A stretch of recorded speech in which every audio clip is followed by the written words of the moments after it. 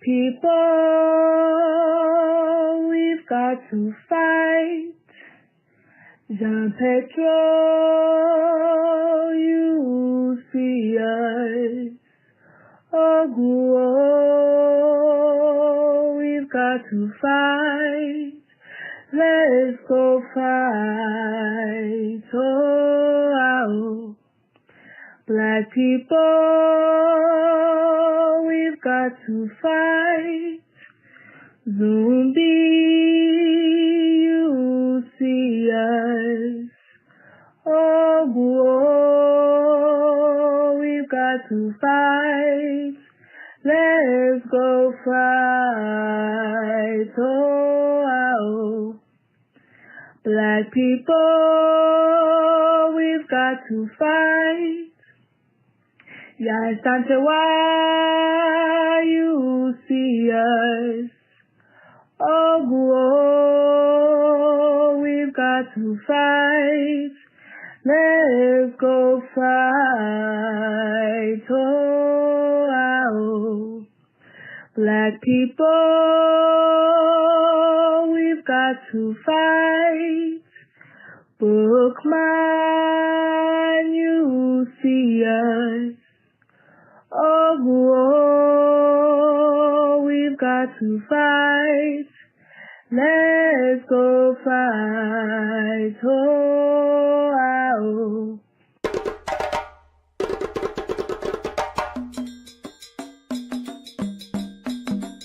we have to have the courage to construct our own reality. And that's what Garvey was talking about. Because he said he looked around, he didn't see what he thought should be there, and so what did he do? He didn't get depressed about it. He didn't get defeated about it. He said, I'm gonna build the government that we need to have. Ooh. Where do you get that kind of boldness from? So we gotta go all the way back to Garvey, who said he would come again. He said he would be here with us, no matter how long it took. And I'm telling you that the way he comes back is in our work. Not honoring him in words, pomp and all of that stuff, but honoring him through doing what he did. How many of us have the courage to do that? The man took on the world for us and in our name. And then we come to Sodai. And in this presentation of the paradigm, I'm going to make this like what it is we want to reach. So Sodai is translated clear word in Dogana language. And I use it to mean that here we gain understanding. This is sight with understanding. And it is seeing beyond what just we think we see with this physical thing. It's seeing beyond that. And so we gain vision, because that's what vision is. With vision, you've got to be able to use the imagination informed by the African spirit. And Brother Amos, who I work very closely with, was a good friend of mine. He taught me, and he would talk about imagination. Image a nation. Do you see? But that's got to be part of vision. To be a visionary, you got to see beyond this box here. You got to see beyond the ma'afa. You got to see what is it that our people rightfully should have, and that's what Garvey did. Garvey had a vision.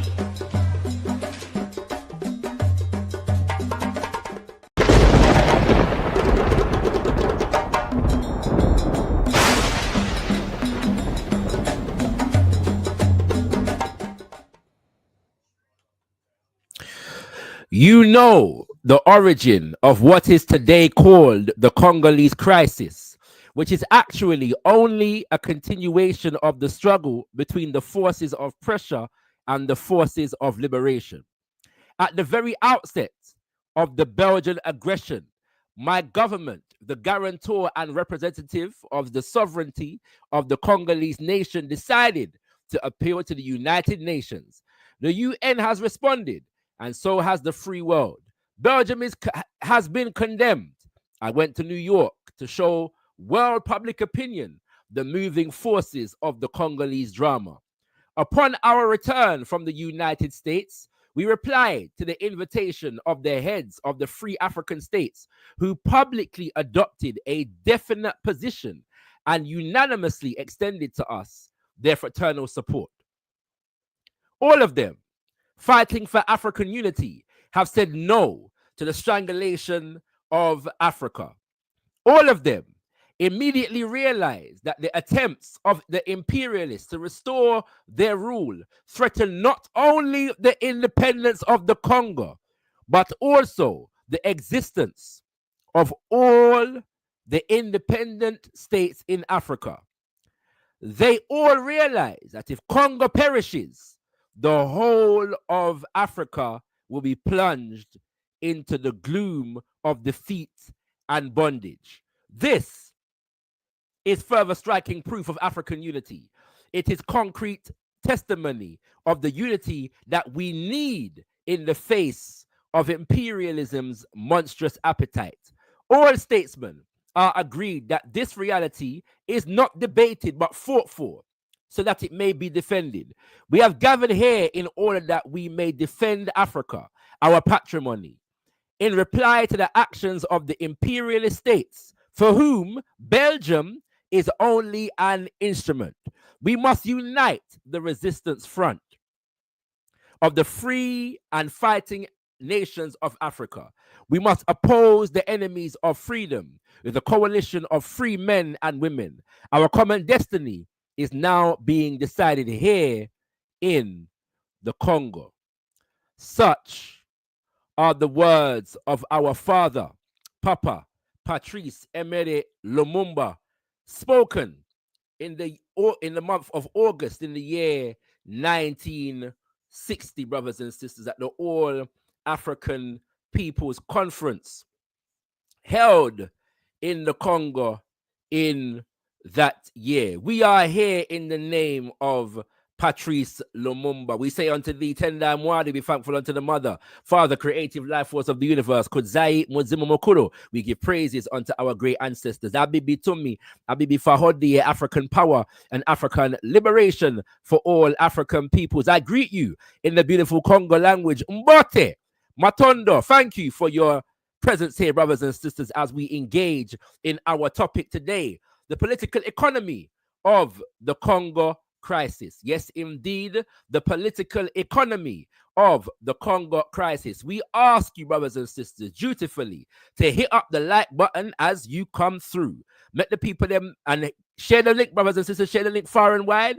Let the people them know that Zachariah is live right about now, discussing the political economy of the Congo Crisis with our special guest, Kambale Musavuli. We're going to bring it forward to you shortly, brothers and sisters. But before we do so, let me just take a moment to let you know that there are some related conversations that we have coming up in relation to this particular topic of what is taking place in the Congo. We've been in some hot discussions recently about the character and the machinations of one Paul Kagame, and we have two more shows, brothers and sisters, coming on that particular topic. And I need to let you know, first and foremost, that Brother Leader Bandaka, my father, will be joining us on this is the wrong actual fly. It's supposed to say Wednesday, the 5th of March, brothers and sisters. On Wednesday, the 5th of March, to deal with the Kagame Enigma, deadly politics of Africa. And then, brothers and sisters, on the 2nd of April, Brother Heru will return to discuss the subject Kagame, Pan-African leader or neo-colonial puppet. I'm sure you're already aware of what my position is on that issue. You know what I'm saying? So no need to say more as far as my position. But we're going to get into, as we did discuss, you would have heard us discuss, brothers and sisters, in our conversation, that we need to have another discussion on the matter that goes into some of the evidence, yes, for both of our positions in greater detail. And so we'll be doing that on the 2nd of April. But just to make sure that you get the right flyer, Wednesday, the 2nd of March, Brother Leader Bandaka will be here, brothers and sisters, sharing his in-depth research on the history and the political development of one Paul Kagame. I'm also planning a session. A session whereby we'll have brothers and sisters on the show live from Congo, and then another session where we're going to have a brother who is from Rwanda, on the show as well. So no, we're staying on this issue of the Congo, brothers and sisters. We stand with our brothers and sisters in the Congo unapologetically, and we now beg no friend to do so, brothers and sisters. All right. So without further ado, let me introduce you to Kambale Musavuli, a native of the Democratic Republic of the Congo and one of the leading political and cultural Congolese voices. He is a human rights advocate, student coordinator, and was the student coordinator and national spokesperson of the Congo. And he is currently, brothers and sisters, a member, and I believe the chairperson or head of the Center for Research on the Congo-Kinshasa. Greetings, Brother Kambale. Thank you for having this important conversation. I'm happy that you organized this, and I'm looking forward to what we can share with the people watching. Yes, my brother. Thank you for being here. You're renowned, and your reputation precedes you. In fact, my daughter and her friends are hosting an event on this coming Saturday, and they want to gift the proceeds of the event to organizations who are addressing the crisis in the Congo. So yesterday, my daughter asked me if I have your contacts because they want to, contribute to your good work, my brother. So I was pleased to be able to share with her that I do have your contacts. And so look out for that. I'll let you know what's going to happen with that is concerned. But just to say thank you for the work that you are doing on behalf of our people and the spirit in which you're doing it. We truly appreciate you. This is your first time on Kimbunga Media. And so when we have guests for the first time, we just like them to introduce themselves beyond, the headline, the strap line, and as you said, you're a native of the Congo. What else would you like to share with our people about who you are and what you do? I want to first talk about the comment you just made. It's really humbling to be on the show, and I'm going to tell you why. If it wasn't for Congolese elders and many other Pan-Africanists who have helped me over the years, I wouldn't be where I am. And one Congolese elder, I always remember what he had told me probably 15 years ago. He's based out of New York City. He's left the Congo, in exile for quite some time now. And he reminded me as I was this young activist going here and there, mobilizing. And he sat me down. He said, "You do realize that what you're doing, you're not the first one to do it." So when I was your age, I did the same. And before me, others also did that. The question you should ask yourself, why are you continuing to fight the same fight that I fought and others? Because if you don't have the perspective, you will not understand that sometimes you're repeating the same mistakes we made before. That this struggle is an ongoing struggle that we have to learn from before. And of course, he went into specific when he shared that with me, like what is it that he was doing back then that our generation today, right, we are fighting the same system.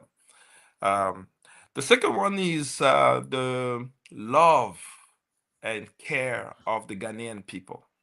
I arrived in Ghana in 2018, and they've been very helpful of teaching me what is Pan-Africanism from a very specific context, right? Not just a general Pan-African, let's all come together, right? It's from the 5th Pan-African Congress of why we must fight for a united Africa. Not so that we can go to Addis, but so that we can control our land, our resources for the benefit of our people, right? And their work has also helped me mature in what I do. So I was born in Congo. I didn't choose to be born in Congo, right? I was born on that land. Yes, sir. And this land growing up is not what I see today, right? The time that I would say maybe 16 years of my life in Congo was not into war. right? It's at 16 that I saw war coming. And you start wondering, as I became a refugee, and I spent a lot of time in the United States as a refugee, is I always said, someone stole my dream of becoming a lawyer growing up in Congo. Right. Then the more I analyze it today, I'm saying that someone is stealing Africa's dream. And I'm understanding it that very clearly now. It's not just something that's happening to us. It's something that's happening to the African continent. And when you start reading what Nkrumah said, what Lumumba said, you say, wow, they will do everything in their power to make sure Congo does arise. Because if it does, and the resources of the Congo is in the hands of Africans, Africa will transform completely.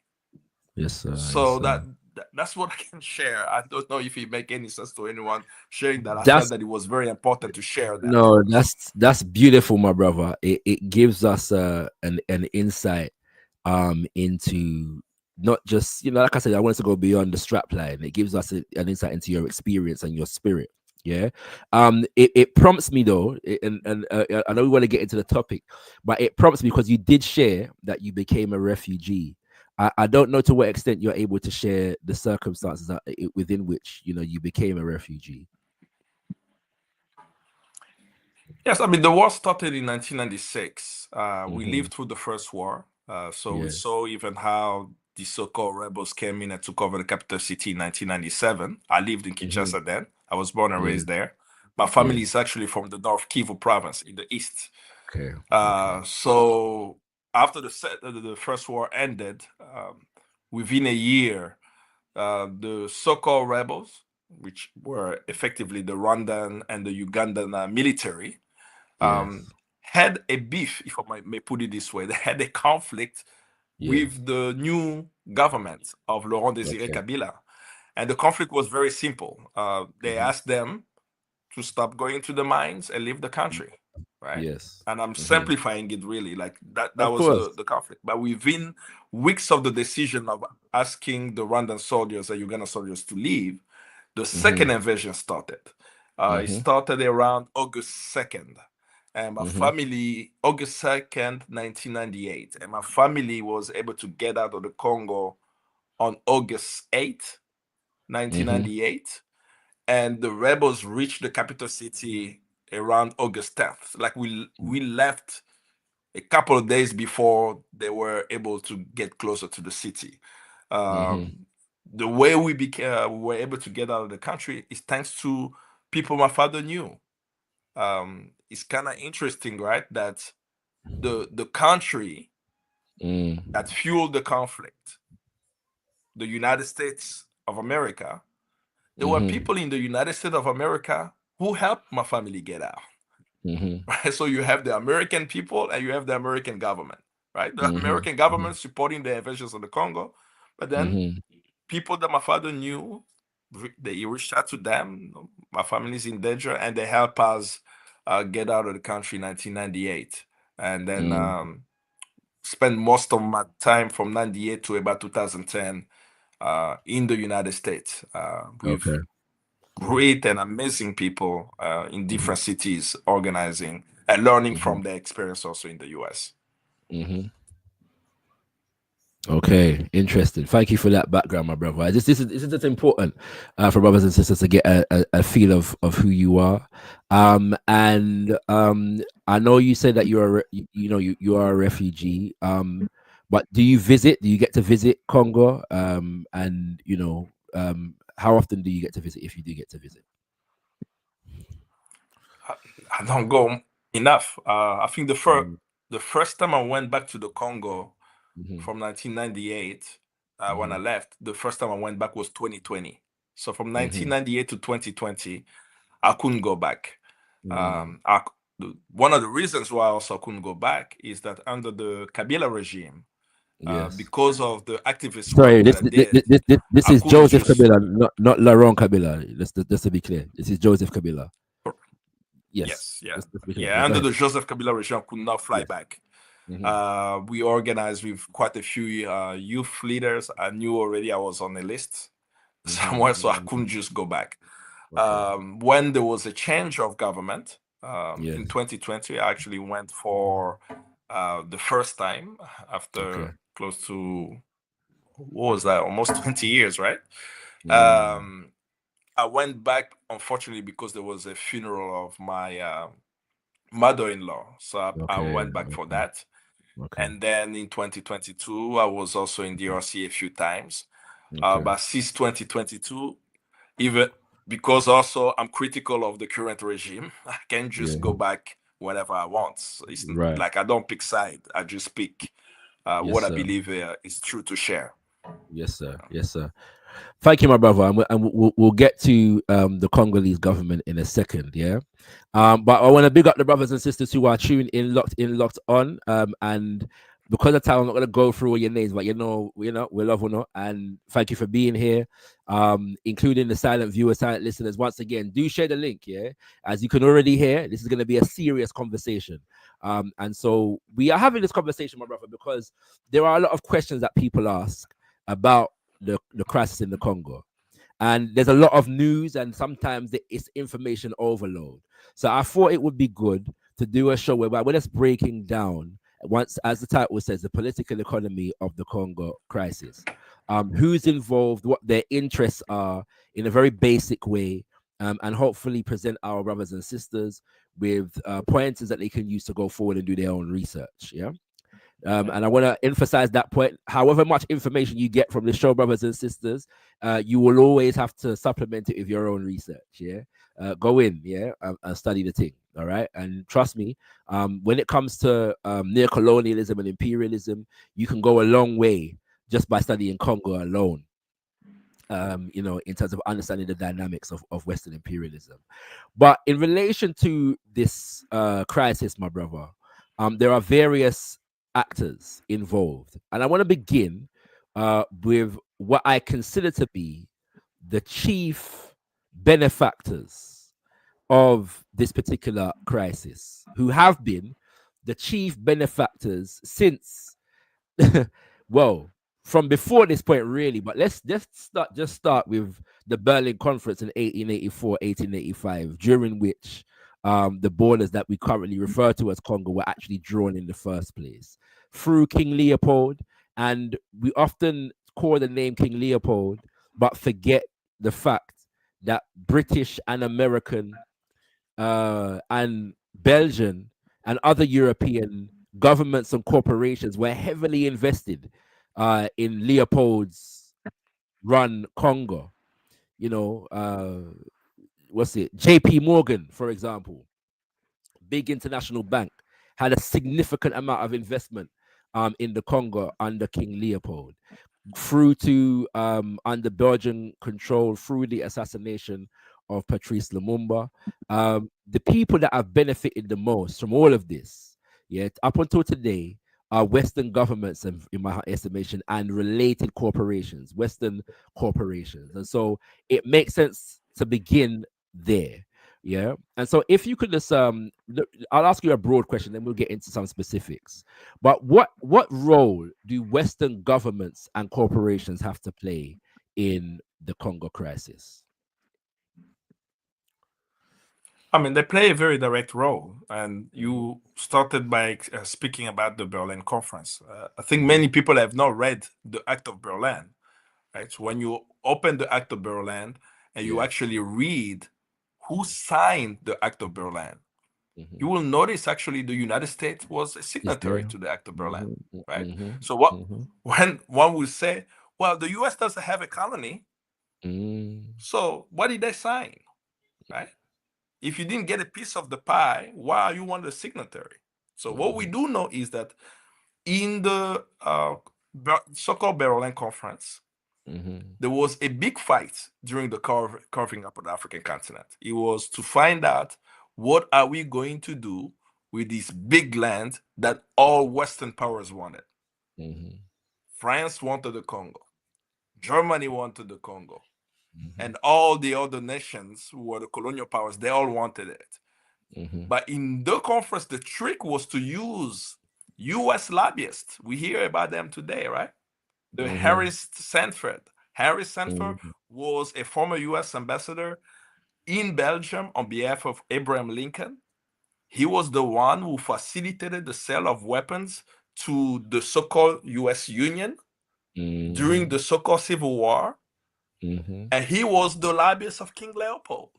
People don't even know that. But this Harry Sanford guy was able to manipulate the conference, the meetings, right? I'll call it the Davos of 1885, where they're coming to cover up the continent and tell the world, right, that since we are fighting this land, let's give this land to one man. They gave it to King Leopold. They didn't give it to Belgium. They gave it to actually an individual. The other pieces of land were controlled by countries, but Congo was given to an individual, King Leopold. And they called it the Congo Free State.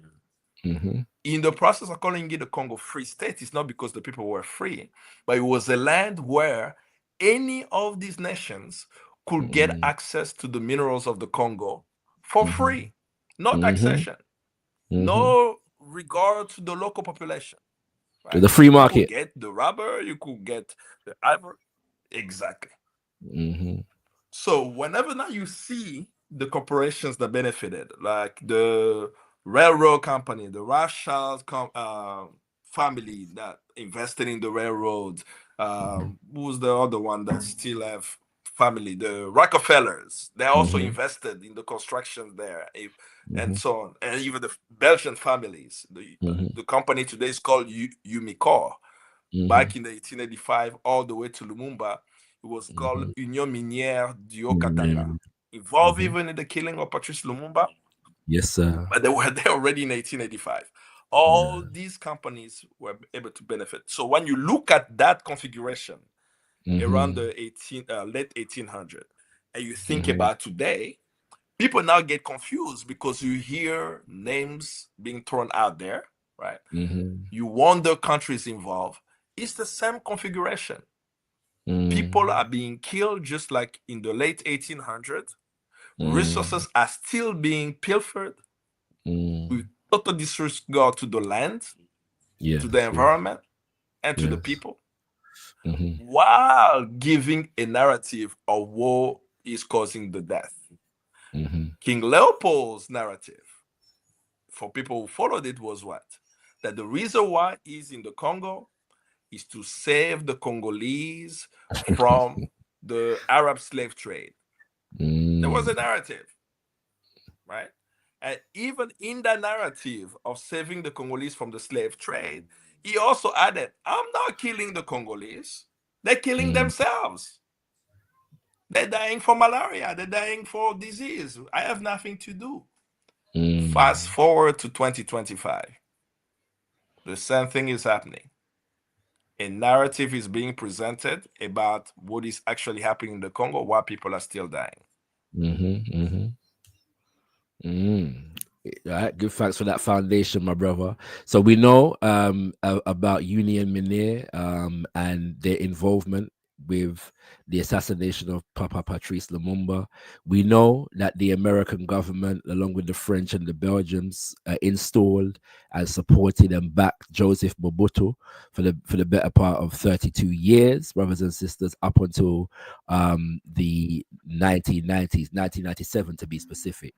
And that is really where what we refer to as the Congo Crisis today, that we know today, begins, in the mid to late 1990s.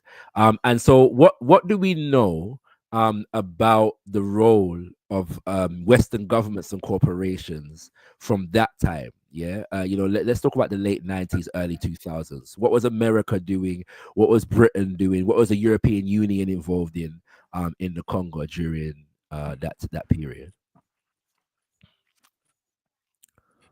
There was a diplomatic support to the invasions of the Congo, and then corporations also were directly involved. They didn't even hide. Like, I'll even throw names. I love throwing names so people are not confused about who is doing what.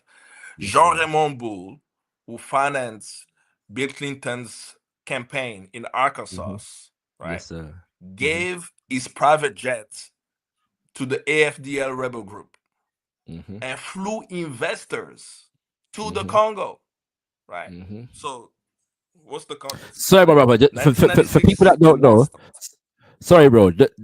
Don't forget your point that you're making. For people that don't know, this explain what is the AFDL, because people may not know what that is. So just explain, what the AFDL is. Sorry, go ahead. Yes. So the AFDL was the first proxy rebel militia that was created by Rwanda and Uganda. Yeah. The model that Rwanda and Uganda use is to create a rebel group, find a few Congolese as the face of the rebellion, and make it appear as this is a Congolese problem. Right? So it was I forgot Alliance de what again? AFDL, Alliance de Forces Démocratiques pour la Libération du Congo. Right? Yes. The Alliance of Democratic Forces for the Liberation of the Congo.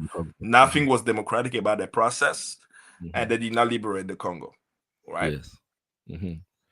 Yeah. So You've explained it. So this specific force, as they were taking town after town. Congo at the time was still called Zaire, right? But in rebel control areas, they literally had Western executive flying into the rebel control area and signing mining contracts. Yes, absolutely. Someone can even go on YouTube, pull up like archive videos of AFDL and mining executives. You will see that. Yes.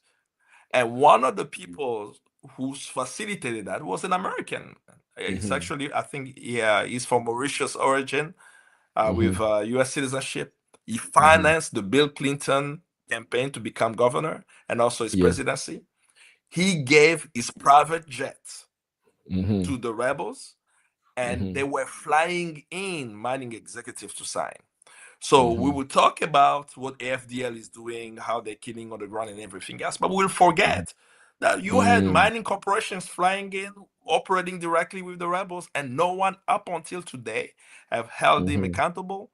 He even created a mining company called American Mineral Fields. Yes. And American Mineral Fields, with Bechtel, was able to do the geo mapping of Congo's minerals, and they were selling that map to mining companies. So when mining companies were coming to sign the contract, they already knew where they were going because they had the satellite mapping of Congo's minerals. And I'm talking about 96 now. Yes, my brother. Can I just add a point here?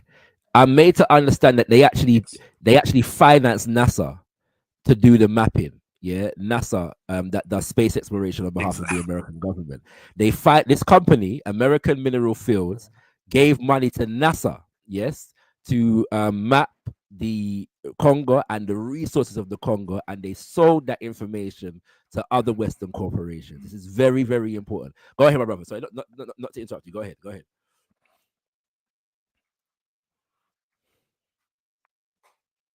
Go ahead, bro. Sorry. And I am noticing that our network is being throttled, but I'll keep talking. Go ahead, don't worry. It's so fascinated. All of a sudden, the internet not working. Yes, sir. But yes, sir. With these corporations, right, already getting mining contracts before even the rebels take over the whole country, one should ask themselves, what guarantees did they have to know that these rebels will be able to take over a sovereign country? Yes, sir. Right? And the same thing is happening now. I will get to that. Beyond that, right? Many of the contracts signed during that time have been determined to be odious contracts. Because if you see even like for example, I'll pull up like the Banro and Barrick Gold, right? These are big mining corporations on gold. They both do gold. Yeah. They signed contracts where they had like 20, 50 years tax holiday. Not only that, in terms of what the equity stake of the country, some of them had 1%, some of them had 5% equity stake in the project. And the mining company is taking 90%, right? And there was a big fight of the Congolese civil society in the early 2000s to put pressure on all these mining companies who had all these crazy contracts that they signed with the rebels that, hey, it's time to renegotiate. You can't just come and take our minerals. And people Yes. who actually fought for the renegotiation, they were getting death threats just because they were fighting for us to have our fair share. So that's on one level. On the another level, right, is you have rogue mining corporations who deal sometimes directly with the rebels or buy through illegal chains, where in 2002, the United Nations panel of experts published a report listing 85 companies, 85 multinationals implicated in the pilfering of Congo's resources. So it's not mysterious, right? You can pull up the list from the panel, the Cabot Corporation, the Kemet Electronics, the Vichy, like the list has the name. Why do I always start with Cabot Corporation? Cabot Corporation, the reason why I always mention them is that under the Bush administration, the president of that company was the Secretary of Energy of George Bush. His name is Samuel Bodman, right? And Samuel Bodman, if you follow when there was his nomination hearing came about in the early 2000s, not one person asked about his the involvement of his company in the DRC.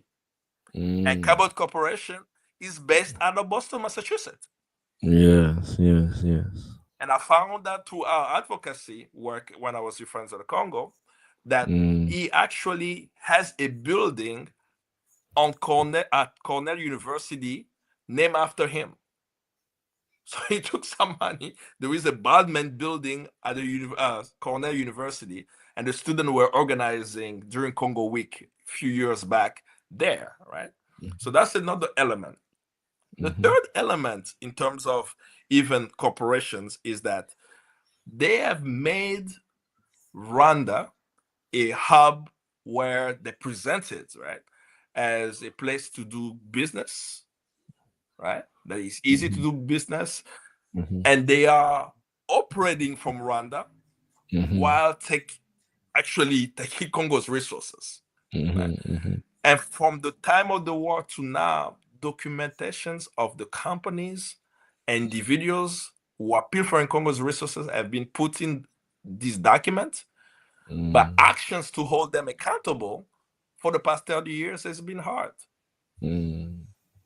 Yes, and sir. the last point, even though we're talking about the corporations, the corporations use governments to be able Yes, to do sir. certain things. Yes, sir. Yes, sir. So, for example, you see an American company like Freeport-McMoRan, which get a deal in the Congo and get access to the largest copper and cobalt mine in the Congo, where they have a joint project between Freeport-McMoRan and London. London is Canadian. They get 80% stake in the largest cobalt reserve in the world, and Congo get 20%.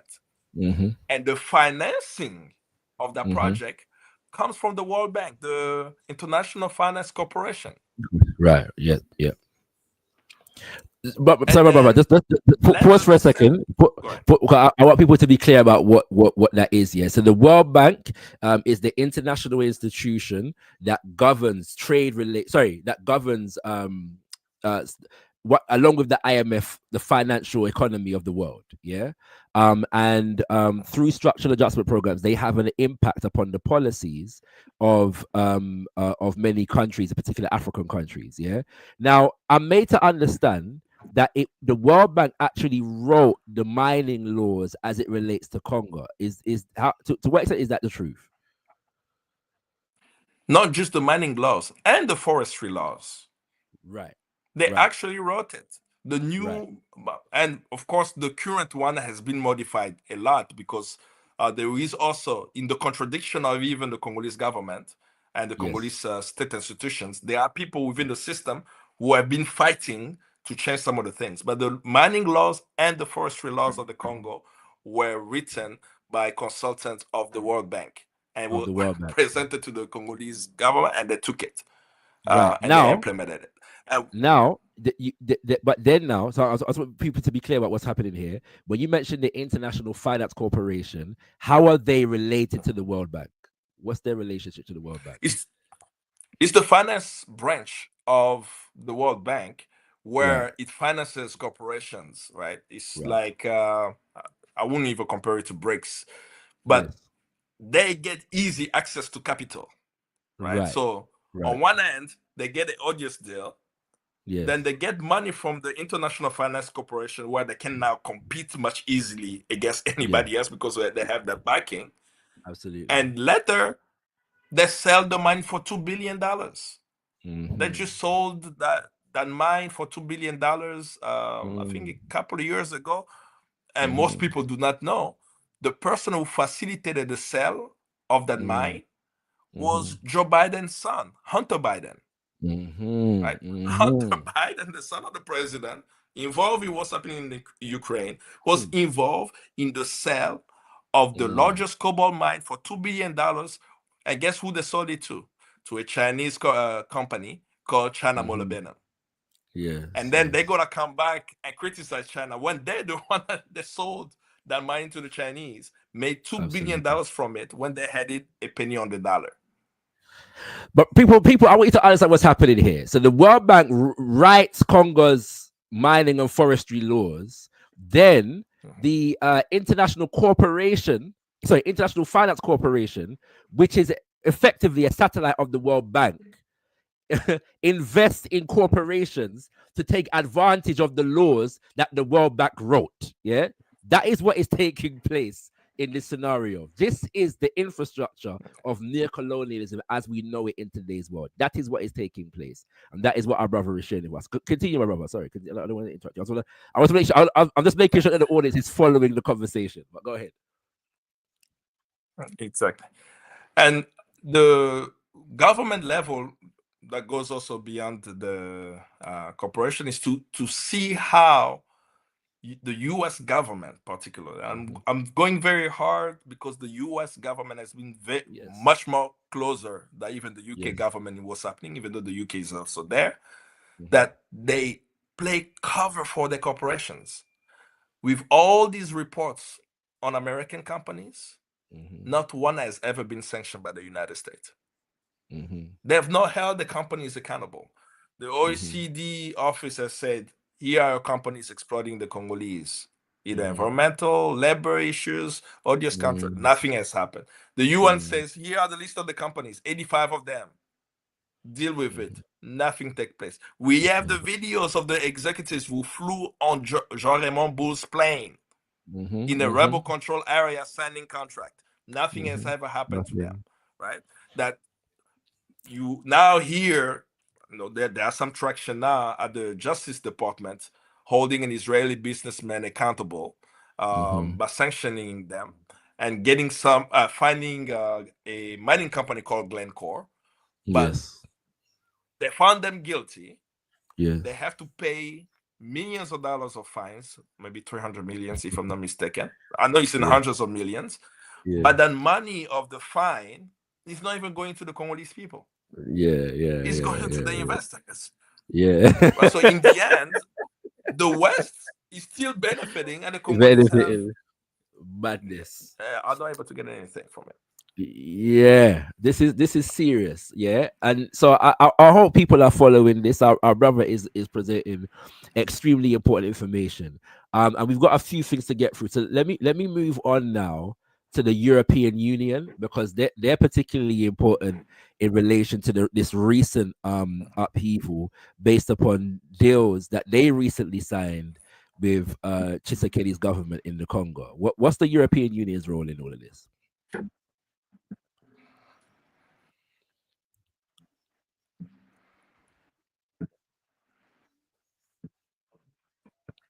My brother, can you hear me? For the letters, I'll just look at the letter situation in the DRC. The European Union last year, I think in February of 2020, Rwanda on critical minerals. And Sorry, my brother. this, Sorry, my brother. Sorry, you froze for a second. Just go back 5 seconds and continue from there. yes, the European Union has signed an agreement with Rwanda in February of 2024 for access to critical minerals. Many people Right. are hearing now critical minerals, strategic minerals, and they're wondering what is that about, right? Yeah. These are minerals such as coltan, cobalt, Mhm. lithium. Mhm. These Mhm. minerals are so essential, right? That Mhm. if you use X, from a Twitter, Yeah. I always say that Elon Musk could not buy Twitter if it wasn't for Congo, because his company, right, Yeah. Tesla, Mhm. Mhm. can't even exist and function the way it is without Congo's cobalt. And he Mm. leveraged that company for that. So we Mm. know when we're talking about the green revolution, we need cobalt, we need lithium. Congo is the Mhm. number one producer of cobalt. Congo has Mhm. one of the largest reserve of lithium in the world and one of the Mhm. largest coltan reserve in the world. And coltan is used in your cell phones, in your laptops, and many electronic devices, right? So Mhm. Congo has the reserves for that. Mhm. But the European Union doesn't sign an agreement with the Congo for these minerals. Mhm. It signs an agreement last year with Mm. Rwanda on critical minerals. Okay. And when we start looking at the volume that they are selling these minerals for, Mhm. it's impossible for Rwanda to have that volume because they do not have the quantity or the volume within the country to be able to be the number one seller to the European Union, right? The Mhm. logic Mhm. is, if Congo has the largest reserve, why don't you go to the Congo? So they use neighboring countries. So that's the role that the European Union is doing now, is willingly is Mhm. purchasing minerals in Rwanda, knowing that these minerals are not from Rwanda, Yes. and they're acting like it's clean minerals. Because in Mm. Rwanda, there is no war, there is no conflict, so we can say, yes, we got it in Rwanda, this is ours. That's Yes. one level. Yes. The second one is that the European Union is partnered with Rwanda on military operations across the African continent, particularly in Mozambique. Some people may know that in Mozambique, a country majority Christian, Mhm. today they have ISIS, right? Mhm. And ISIS is running around the so-called Al Qaeda force in Mozambique, and they Mm. start existing just as Mozambique found a large reserve of gas, methane gas, and Mhm. oil. Mhm. And Mhm. this gas and oil, the primary exploiter of the gas or oil is a French company called Total Total Energy, energy. right? Mhm. It's all across the African continent. It's a French oil Absolutely. company. So Mhm. the European Union Mhm. funds the Rwandan military Yes. to go after ISIS in Mozambique. Mhm. Mhm. And what they are doing in Mozambique is not about bringing peace and stability to the Mozambicans. The Yeah. Rwandan Defense Force in Mozambique is there to protect French interests Yes, that's by right. using European Union money, right? 20 Mhm. million euros was given last year and the year Mm. before of Yeah. military aid directly to Rwanda. So that's the role the European Union has used. Yeah. And similarly, we could even get into the role of the UK, Yes. No, which deal has, with it, my brother. Because I mean, I'm based in the UK. We've got a significant UK audience. Talk about the UK, the chief colonizer, the colonizer in chief. Talk about the UK. Go ahead. well, Tony Blair is the personal advisor to the president of Rwanda, who has really built the systems to create the machine and propaganda that we see of Rwanda being a miracle country, right? He's the man behind it. But at the same time, you have Rwandan soldiers who have been wanted by the Spanish Court for war crimes, for killing Yeah. um, three Spanish missionaries in the Congo, right? Mm-hmm. And there have been also cases in the UK. So Mm-hmm. whenever one of the Rwandan generals was coming into the UK and was arrested Yes. because of the arrest warrant against him, guess Mm-hmm. who was the lawyer? Cherry Mm-hmm. Blair. Yes. Cherry Blair defended a war criminal to That's make the sure wife of that Tony Blair. these soldiers, Exactly. So imagine people are not realizing, wait a minute, why is Tony Blair's wife defending a war criminal? And he Yes, was yes, able to yes. get off and leave the UK. On Mm-hmm. the military front, there is military aid and military training that's ongoing. They've announced that they stopped the military training, I think, yesterday, but it's not enough. Beyond that, lately, with the rise of the so-called far right in the UK, there is this discussion of moving the refugees, SLEs, outside of the UK. Right? So they've paid Rwanda over 150 million pounds for them to process Yes. refugees. So if you end up in the UK seeking asylum, they will send you first to Rwanda to be processed, and then from there, if you are granted asylum, then you can enter the UK. So the way I translate that is that Rwanda does the dirty bidding of the West without the West has to appear on the African continent. It's the Yes, yes, satellite country, right? When yes. the US lost their soldiers in Somalia for Black Hawk Down in the 90s, they were like, well, we need to find another model. We don't want American soldiers to be so visible. So what they did, they changed the model of how they engage, is that they find neo-colonial puppets on the African continent where Absolutely. they put their militaries as mercenary of Western countries. This is why, for example, the Ugandan soldiers are in Afghanistan. The Ugandan soldiers are in Iraq. The Rwandan soldiers are in Mozambique. They are in Central African Republic. They were in Mali. They were in Haiti before Kenya. And many people now know also for Haiti, Kenya is also following that trend. So That as we trend. think about Europe, UK, and the US role on the African continent, when we see these wars, we'll see the neo-colonial puppets, but we can't forget that they're only doing the bidding for the West because they have Absolutely. political interest, economic interest on the continent for their survival. Absolutely, my brother. Well, we're gonna move on in a second to the next part of our conversation. I do want to let people know that our brother Kambale mentioned American Mineral Fields. Today, that company is known as Adastra Minerals. Yeah, so if anybody's looking for that, search Adastra Minerals, and you'll find that particular corporation.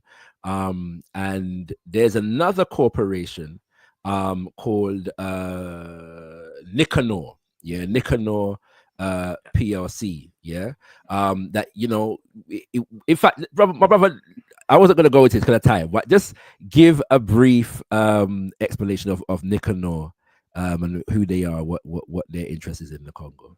So that Western Actually, you may have more information on Nicanor that I will have. If I recall, right. I think they were involved in some shape and form with Dan Gutler. In the dealing that they were making. You're correct. Yes. But the details, it's been quite a while for me, so I don't want to butcher the facts. No problem. But it's no one problem. of the companies. Yeah. Go ahead. No, go ahead. No, but it's one of the companies, if I'm not mistaken, that. Go ahead. Sorry, my brother. There's a delay, so yeah.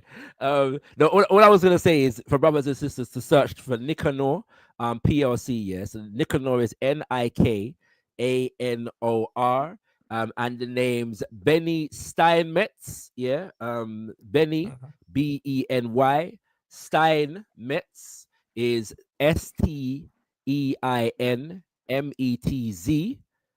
And then Dan Gertler, DAN, surname Gertler, GERTLER,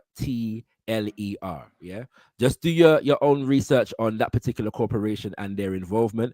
I will ask my final question. So now we're dealing with, brothers and sisters, the political economy of the Congo crisis. And so we've just been talking about Western governments, corporations, and related institutions and their role in the conflict. We've started here because as far as myself and Brother Kambale are concerned, these are the institutions that are primary benefactors of the Congo crisis. They are in control of all of the forces involved, and that includes the Congolese government, and that includes the Rwandan government. They are all subordinate to these Western governments and these Western corporations. So it is necessary for us to understand their role and understand the fact that this crisis is pitting Africans against Africans for the benefit of Western imperialism. We have to understand that very, very clearly. So finally, it's important that we went into the mining situation, because oftentimes those underground corporations are often forgotten, because we often know about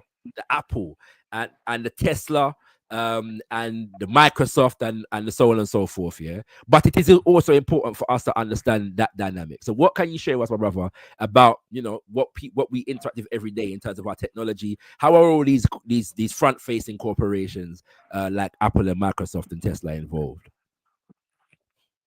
I mean, for Tesla, it's very direct. Tesla gets its minerals from the Glencore mine in the Katanga province.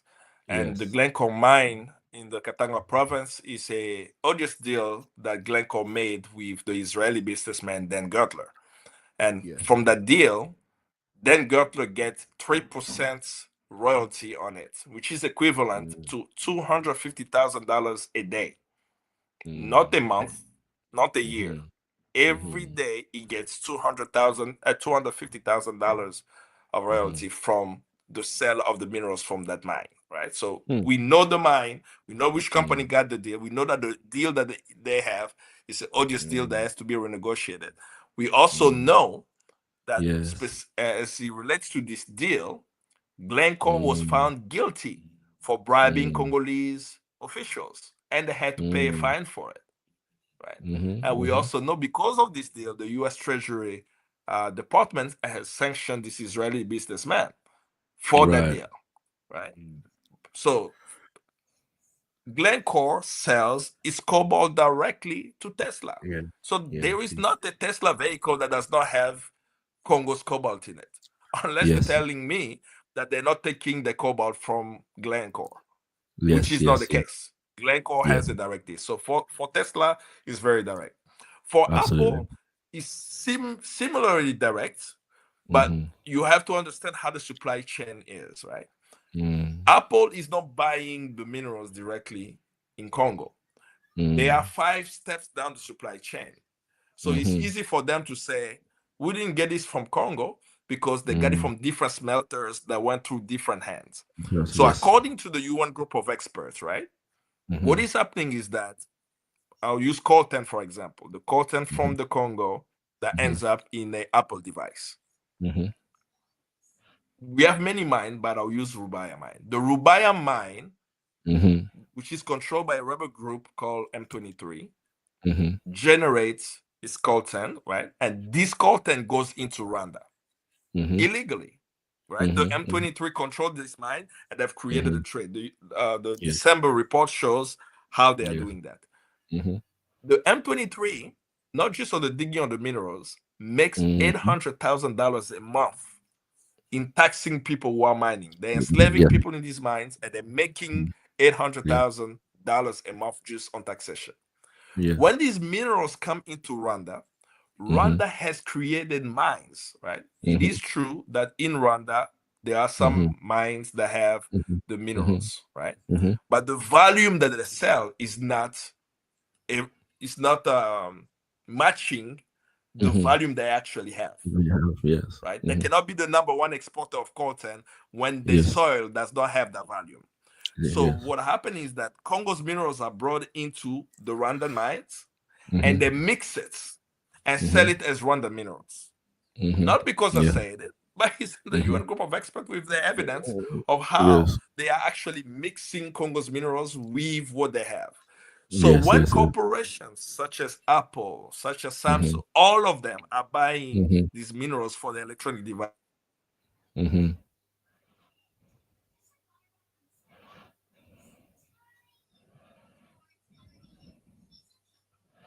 Brothers and sisters, our brother seems to have frozen at a critical point of the conversation. Just give me a signal. Brothers and sisters, if you can hear me. We'll make sure that it's not on my side. We'll get our brother Kambale back shortly when his devices have corrected themselves. Well, we have to deal with these things, brothers and sisters, what I mean? You know, the forces of COINTELPRO are very much alive and well. So yeah, just let me know if you can still hear me, brothers and sisters. Okay, I'm audible and visible. Give thanks, my good brother, Sir Imhotep. You done know. Much appreciated for your support, my brother. We're just waiting for our all our issues in the building. Thank you, my brother. Much appreciated. So yeah, brothers and sisters, we've been speaking to brother Kambale Musavuli, yeah, an extremely well-informed brother, you know, on the situation in the Congo. And my brother, you froze for a second, but you're back again.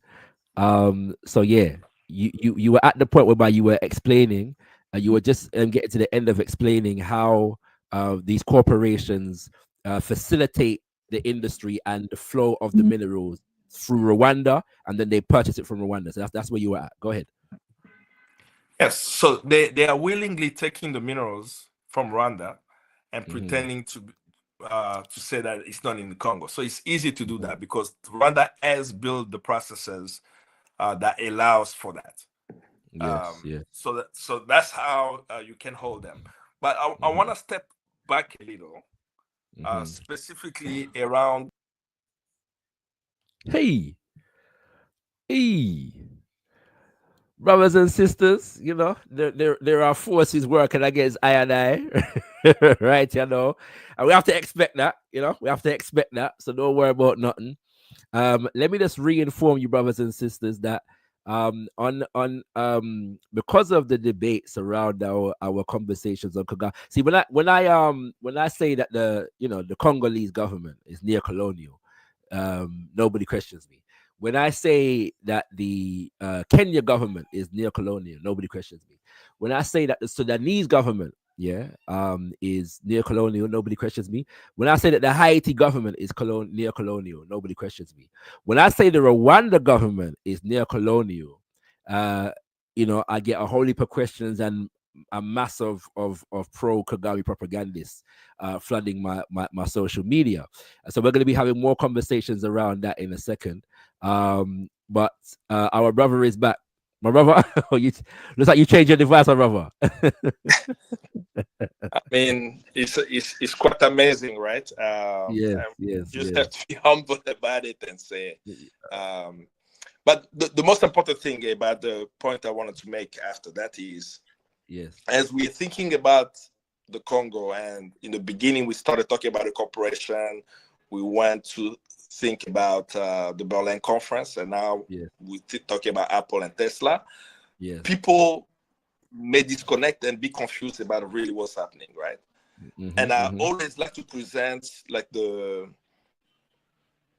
drawing that we, when we were friends of the Congo, we did to explain people of what is happening, right? Is that we need to understand that there is a struggle, right? A struggle of the Congolese people, right? And the struggle of the Congolese people today is to free themselves of the shackles of all negative forces against them. Yeah.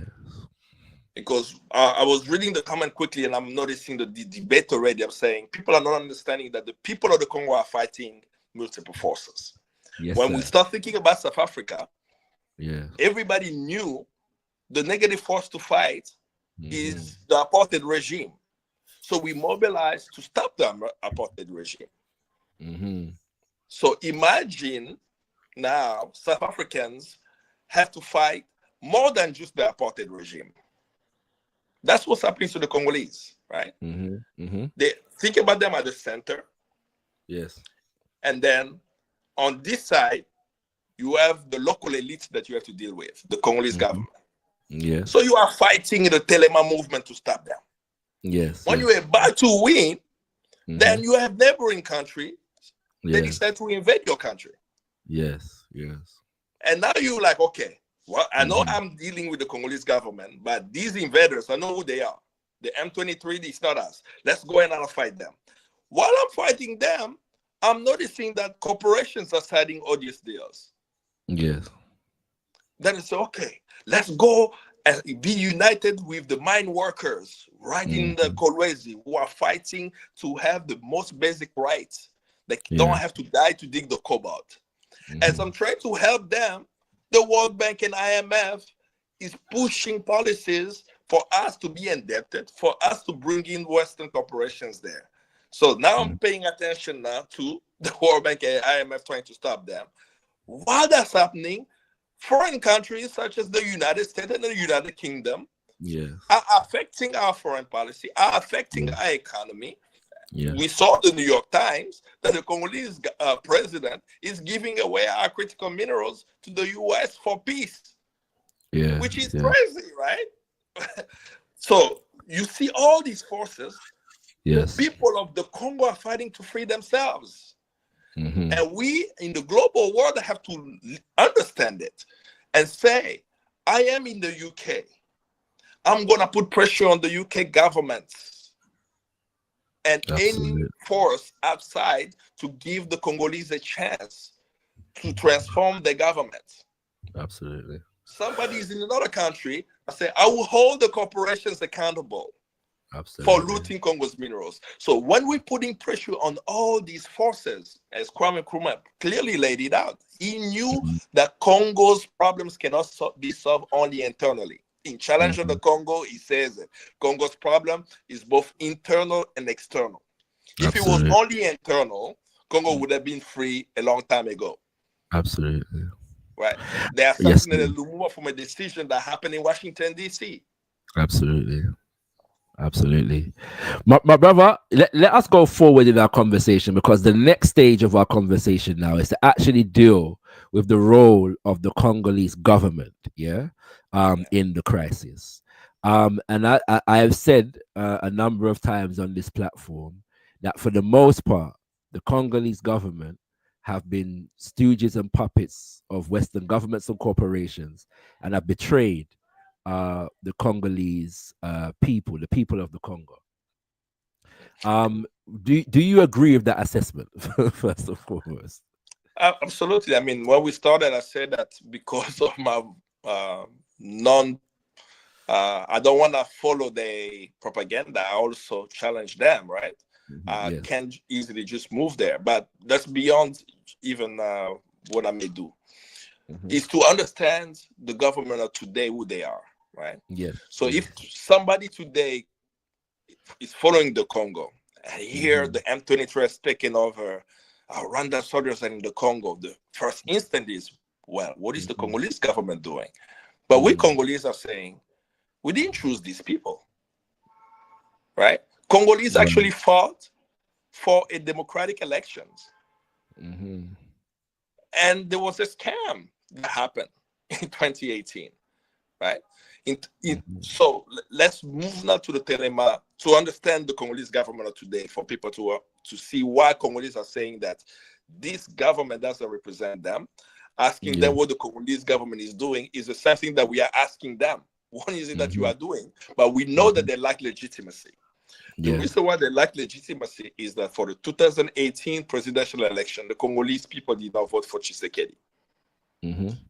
So people are hearing the name of Tshisekedi in the news today, but they haven't followed the Congo for the past 10 years. So what unfolded, right? In 2006, Joseph Kabila was declared the winner of the elections in the Congo. Congolese people did not choose Joseph Kabila in 2006, but he became the president through a rigged election. In 2011, his second term, he was declared the winner of the 2011 election. Congolese people did not choose Joseph Kabila in 2011. And they even protested all around the world and inside of the rigged elections, right? But from 2011 to 2016, it was supposed to be his last term, according to our constitution. And he decided that he is not going to organize the election in 2016. And he used that institution to justify it. He went to the Supreme Court of the Congo and posed the question, a legal question, if in December 2016 there is no presidential election, what happens to the president? And the Constitutional Court then says, well, if there is no election, the current president will stay in power. Congolese protested. organized young Congolese from all walks of life actually gave their life to the struggle. They died protesting in the streets. The Rossi Chimanga, when around 2016, they were mobilizing for a free and fair elections, right? This young man was shot inside of a church. What is the context of him being shot? Because of the repression of the Kabila regime, Congolese could not organize any protest. You know how they start organizing protests? They start going to churches. So on Sunday, you will go to a church. You will tell people you know, let's go meet at the church. So you are in the church. After the church service, now the protest starts. All throughout 2016, the protests, the Telema movement, people were going to churches. Some of them were not even Christian, they were not even religious, but they knew that if you assemble at the church, when you come out, then you can assemble more people and start the protest. The police went to the church that they knew that these young people were. As they were coming out, the Rossi Chimanga saw the police. He started running back into the church, telling people to move back. The police is there. They shot him. If you watch the video of the killing of Rossi Chimanga, you will wonder what is going on. Man, let me break down. When the police kill people in the Congo, they steal your body. The young man was shot, right? And then you see people carrying his body and running away with his body. Because when we said you should take him to the hospital, no, you can't take him to the hospital. Because if you take him to the hospital, they will probably kill him and they will also steal his body. And then you will never know what happened to his body. Human rights organization will not be able to get the count. We know that 100 people died, but you don't see the bodies. So people literally carry his body while bleeding. He died as the population. They were taking his body to go hide it so that the police would not. That I gave the name. Rossi Chimanga died. Teres Kapangala died. Luke Kulula in Goma. This young man was locked into his house. They burned his house and he died inside of the house. He wasn't, he woke up in the sleep. He was sleeping when they burned his house, and they killed him as a young Congolese fighting the Kabila regime. And many more. The Floribert Cheber, I can't throw the names. So we organized so strong to make sure that Kabila does not stay in power and organize the election. Because of the pressure of the people, he had to organize the presidential election. And there were presidential candidates there. Right? And the Tshisekedi was the least likely to win because he did not have a base in the country. Right. And to everybody's surprise, when the electoral result was announced to the country, they declared him the winner of the election. What did that do? Right? And it was a master tactic from the Kabila regime. He was afraid, from people I've spoken with, at least at the governmental level, is that Joseph Kabila was afraid that if he's no longer president, he's going to be tried for the crimes he's committed. So he wanted to make sure that the next president in power doesn't hold him accountable. Right. And he was able to cut a deal, which Tshisekedi today admits. They cut a secret deal outside of a democratic process of the people, right? For Tshisekedi to be announced as the winner. If you've been following the M23, right, the uprising of the M23, you will notice that the leader of the M23 is the former Electoral Commission head, Corneille Nangaa. The guy who announced that Tshisekedi is the winner is the face, the Congolese face of the M23. And he says it also as a thing that, he did not win. But we've known this, right? Whatever they say today is the propaganda. We've known that this is the case. So from 2018 to now, the Tshisekedi regime has been in mostly the pursuit of maintaining power. Right. And they've also changed judges. Right. They've added more people from the region. Then even now, in the moment where we have the uprising of the M23, They are seeking to revise the Congolese constitution to remove presidential term, to change the presidential term to 7 years, and to make it that the next election, it will be the first time Tshisekedi will be running for election under a new constitution. Okay. Which de facto give him 14 more years, right? Okay. So when you now ask us Congolese, but what about them? I'm saying we are also fighting that. So it's important for people, as you're analyzing the Congo, to not look at it from a linear black and white situation, to understand the complexity, right? Yes. And the complexity is that while the Congolese are fighting to have a say in the democratic process in the government, they must also address the external factors that's making it hard for them to transform. If we can understand that, then it's easy. Then you're not blaming the victim. Yes. When the victim is actually fighting also the government and also the invaders. Thank you for that breakdown, my brother. It's very clear in terms of the machinations of the Congolese government in relation to the people of the Congo. Now, I've got a few more questions on this topic. The first, so you earlier you ran down the history and briefly in terms of the transition from Laurent Kabila to Joseph Kabila in the context of a military front, that basically Kabila was used as the face of, but really was troops from Rwanda and Uganda primarily that were being funded by big Western corporations. And then eventually Kabila basically tries to get those militias out of the country because of, realizing that that's what's going on. And then a war starts, and that war it results essentially in the assassination of Laurent Kabila. Joseph Kabila takes over.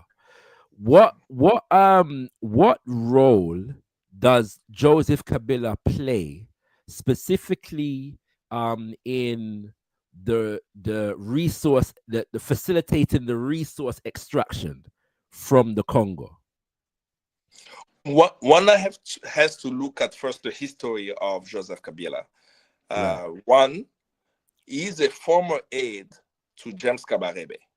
James Kabarebe is the Rwandan Minister of State for Regional Cooperation today. Yes. Right. So he was actually his military aide, almost as bodyguard. Right. Right. Two, when we say Joseph Kabila took over, what I always tell people is that he took over in a military coup. Yes. Really is that Congo is not a monarchy where when the father dies, the son takes power. The Congolese constitution says that when the president dies, the president of the Senate becomes the president of the country. So by which magic Joseph Kabila became president of the Congo in 2001? So we must understand that there was a force led by the United States that imposed Joseph Kabila on the Congolese people. He was not elected in 2001, right? Yes. He took over, in my view, in a military coup. Now, his reign from 2001 to 2018, one would say, well, there was election in 2006, there were peace accord in 2002, and there were political processes that brought about that election, right? When the Congolese people went to the negotiation in South Africa at Sun City, where they signed the peace accord, the civil society and activists who were there, this is what they had said. We do not want rebels and people who have blood on their hands, to be part of the government. A US diplomat, William Swing, forced the process to come up with a result of having one president with 4 vice presidents. Congo is the only country in the world that had, at a period, 4 vice presidents. But who are these 4 vice presidents? there were 4 warlords. They all were former rebels, and they became vice president. And that's not what the Congolese people called for, right? And we went to the election and rig election. The reason why I'm mentioning these things is that as you start looking much closely at the democratic process in the Congo, from even Lumumba to now, you will notice that what the Congolese people want is often, or all the time, in contradiction with what the West wants. Yes. So they will impose a dictator like Mobutu for 32 years when there were movement inside of the Congo to topple Mobutu. Yes. And they brought Western mercenaries and so on. When we say we don't want rebels, they say we're for peace. Let them into the government. When now we say, if you are going to integrate the rebels into the Congolese army, move them away from the areas where they are because they'll continue to exploit the resources and oppress the people. Guess what they do? They let them there. They leave them where they were. But all these solutions, the political solutions that you keep saying, are never solutions that come from the Congolese people. Yes. It's left up to the Congolese now to solve it. Right. Right? Because they come to us and ask about Tshisekedi. Yes. Right? Now, back to Kabila. Kabila has amassed so much wealth. Right. Because of the control of state institutions, access to mining assets, and mining concessions, where even Bloomberg wrote an article maybe 4 or 5 years ago listing companies tied to Kabila and the Kabila regime as an empire. Right? That this wealth is estimated now to over $5 billion because he ran the states. This is how him as a president could give his friend, Dan Gutler, the Israeli businessman, mining concessions when the Congolese cannot have the type of deal that he has. I mean, Dan Gutler literally just get a piece of paper saying that he owns a mine, take it to the London Stock Exchange or the New York Stock Exchange and value the mine at hundreds of millions of dollars, and he's never dug on the ground. He's not a mining expert, but he only has a close relationship with the president, allowing him to get the monopoly on the diamond industry, allowing him to get the monopoly on the mining industry and make money. And what does he do with this money? This Dan Gutler, the Israeli businessman, he invests in 2 construction companies in Canada, and these 2 construction companies in Canada are responsible for building the wall in Palestine, the war between Palestine and Israel. The construction of the wall, there is that. So he makes this dirty money from Congo, but he's exploiting the Palestinians, and it appears as a separate issue when it's all the same. So that's the role Kabila has done, where he has enriched himself. Yes. And he has not addressed the desire of the Congolese to free themselves from all the negative forces that Congo has. Absolutely. Okay. And then specifically, moving on to Tshisekedi, what role has Tshisekedi played specifically in facilitating the resource extraction from the Congo? Tshisekedi's government, I should say, played in that process. You know, it's been one of the most painful and difficult regime to deal with now, because people who are working in the Tshisekedi regime are people that we know. Many of them came from the diaspora. And that's why I always tell people that when we're analyzing African issues, right, we have to have a class analysis. Yes, sir. Yes, sir.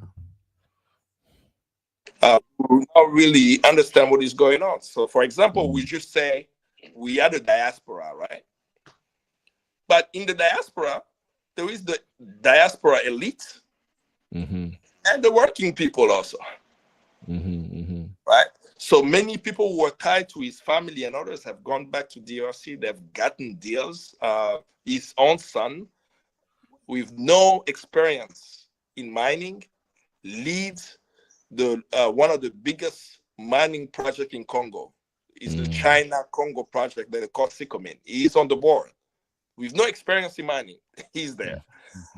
If you go to Kolwezi, where the cobalt is, many of the concessions are controlled by the Tshisekedi family. Right. But that's on the mining aspect. But on the political, what is very disturbing, right, is that he's determined to stay in power, right? That even though people have told him this is the wrong thing to do, he wants to change the Congolese constitution. And I had a debate with a policymaker in Congo who supports Tshisekedi. And he pointed out to me things that are problematic in the Congolese constitution. And I mentioned to him, if you believe that this clause in the constitution is a problem, why don't you go through the parliament and have a constitutional amendment? Why do you have to bring in a whole new constitution? Because it doesn't make any sense, right? You are saying that we know that there are some clause, not this article and that article. Take that article, bring it to the floor, discuss it. But what they are doing, right, which will make it easy, that's why why they want to change the entire constitution, so that we have a new constitution, is exactly what the president of Cote d'Ivoire is doing, or was trying to do. Right? That's Ouattara. Is that when you bring in a new constitution, it resets everything.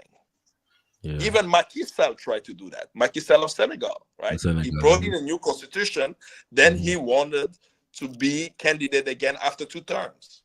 And we know how that ended. So in the Congo, I'll put just in parentheses, it looks like these leaders, they compare notes. Oh, he worked in Cote d'Ivoire. You may try it also in Congo, right? That he wants a new constitution that's going to remove presidential term and extend a 5-year term to a 7-year term, making the next election his first time running. Why does he have to do that? It's to maintain power. But it only happens from a class analysis perspective when we understand that the bourgeoisie, the elite of the Congo, who are in power, they are in power now, are trying to secure the longevity of the power at the expense of the people. And that's what the regime, as far as the regime of Tshisekedi is doing, which actually gives also the fuel to the rebels, right? When you listen to what the rebels are saying, they repeat the things that I'm saying too. Well, there is corruption in the regime. They're trying to change the constitution. But Congolese understand that there is a problem with the Congolese government. They are corrupt. But they also understand that those who are repeating what we say also do not represent us. Us, absolutely. That's an important point, my brother, and what I'm going to come back to in a second. We are releasing at the moment as Kimbunga Media the footage from a visit from Brother Kemi Seba. I'm not sure if you're familiar with Kemi Seba, but okay, you are, right? So so you will know that he has his organization, Agence Panafricanism, has representation in the Congo, and he was sharing with us that when our people in the Congo are resisting, it is, and you kind of touched on this already, but I want to go into it a bit more as far as Tshisekedi is concerned, that the Congolese military and police are used to violently attack, activists in the Congo. To what extent are you able to speak to that? Yeah, I mean, it started from even the Kabila regime. Young people even know how many bullets are in a cartridge of bullets. They count it. Like when the police start shooting, they're counting 1, 2, and when they notice that it's finished, they're coming back on the streets, right? Yes. The Congolese youth, I think people have a hard time understanding how sophisticated the Congolese youth is. These young people are able to know that Tshisekedi doesn't represent them, right? But they're also able to know, in the context of what's happening, that the US, the UK is involved. So when they're organizing protests against the M23, guess where they went? The French embassy, the US embassy, the British High Commission. literally saying, we know Rwanda is there, but it's you guys. You are the imperialist forces. My brother, pause for a second, please. I just want to highlight this point. I don't want this point to get lost. Our people in the Congo protested against the M23, which is a militia in the Congo that is backed, yes, by Kagame's regime in Rwanda. When the people were protesting against the M23, they didn't go to the Rwanda embassy. They went to the American embassy, the French embassy, the British embassy, and etc., because they understand who is controlling the thing. I want to emphasize that point, brothers and sisters, for those who are listening. Continue, my brother Kambale. Continue. Indeed, and when you even listen to them, right? Because there have been reporters, putting the mic in front of them about why are you here? They are articulating it, right? They are articulating the U.S. Interference at the UN Security Council. They're talking about they are the ones giving them the weapons, right? So it means that they are very aware of what is happening. But the police of the Congo and the military of the Congo has not fundamentally changed than the force publique, right? The force publique was the police of the military force under King Leopold.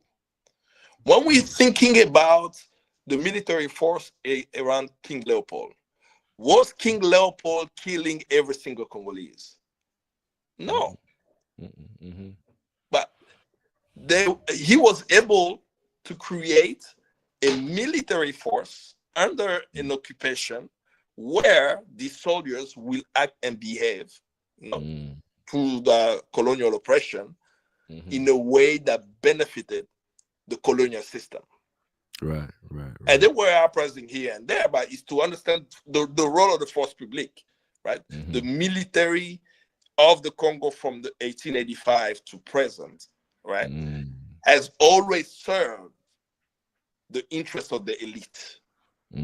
When this police officer is being paid less than $100 a month, same thing even with the soldiers at the front line, right? They are being paid less than $100 a month, but according to Africa intelligence, the so-called Romanian mercenaries were being paid at least $5,000 a month. So the police police and military as an instrument of violence is being used by the ruling class of the Congo to crush any progressive force. Yes. Inside of the country. This is why you see these young Congolese are being tortured. There is a Human Rights Watch and Amnesty International report on the torture of young activists who go in and out and what they do to them while they're there. Absolutely. And that's the first thing when in terms of this recent upheaval of the crisis. That's actually the first story that I saw. I saw a report of some 100 or something young men who are scheduled to be executed, and they accuse them of some kind of crime. And I was wondering what was behind this whole situation, and it seemed to be revealed.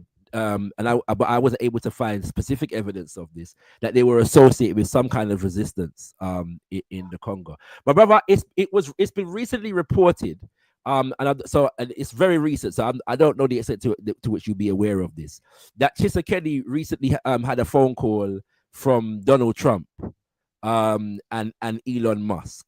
To what extent is that the case? And what are you able to tell us about it if it is the case? I mean, I'm not aware of the call. I did see the article for the New York Times where he was interviewed by New York Times journalist, I think this past weekend, where he actually made the offer to the US. He implied that you don't need to go through Rwanda to get to these minerals, come through the DRC. That the way I analyze that position, right? His regime is under threat. Yes. And in my view, is being ill-advised that this is the strategy to actually use, where he's forgetting that the mighty Congolese people can deal with the issue. So he's not trusting the people, right? He's not rebuilding the army. He's not working with the masses to say, I'm changing, right? Like, let's say if I were him, I'm not him. I hope not to be him ever, right? But I'm thinking that if I'm a leader of a country in this context of war, knowing that this is beyond even a military solution, yes, deep-rooted, I will start rebuilding the army. I will start working with the masses, creating space for them to decide the way forward, having consultation with the different neighborhoods about who we are as a people. And those things can happen. The Congolese people are very, how do I put it? They are not dormant. This is why the type of violence, right, that they're facing is extreme. I mean, think about that. Deka Idingo. I don't know if you know of his story. The young man who was just killed in Goma by the M23. I don't know his story, but I know the name. And I know he was killed. But yeah, go ahead. So imagine the M23 and Rwanda Defense Force soldiers take over the city of Goma. We know that at least now 7,000 people have been killed. Deka Idingo was in jail when the M23 took over. So then there was a prison break, right? During the time they were taking over the city of Goma. And he was one of the people who evaded the prison. And there is a video of him the day he was out in the streets. So imagine the rebels are taking over the city and the young man in Goma sees him. And he's very happy. And he's doing a selfie video with him. Say, oh, brother Deka Idingo, he's out. And he's doing the selfie showing himself with Deka Idingo. That he's now free. Now, after he's freed of this jail, he's living in a city under occupation. He watches what's happening, and he's a musician. He's an artist, and he says, "I'm not gonna stay quiet."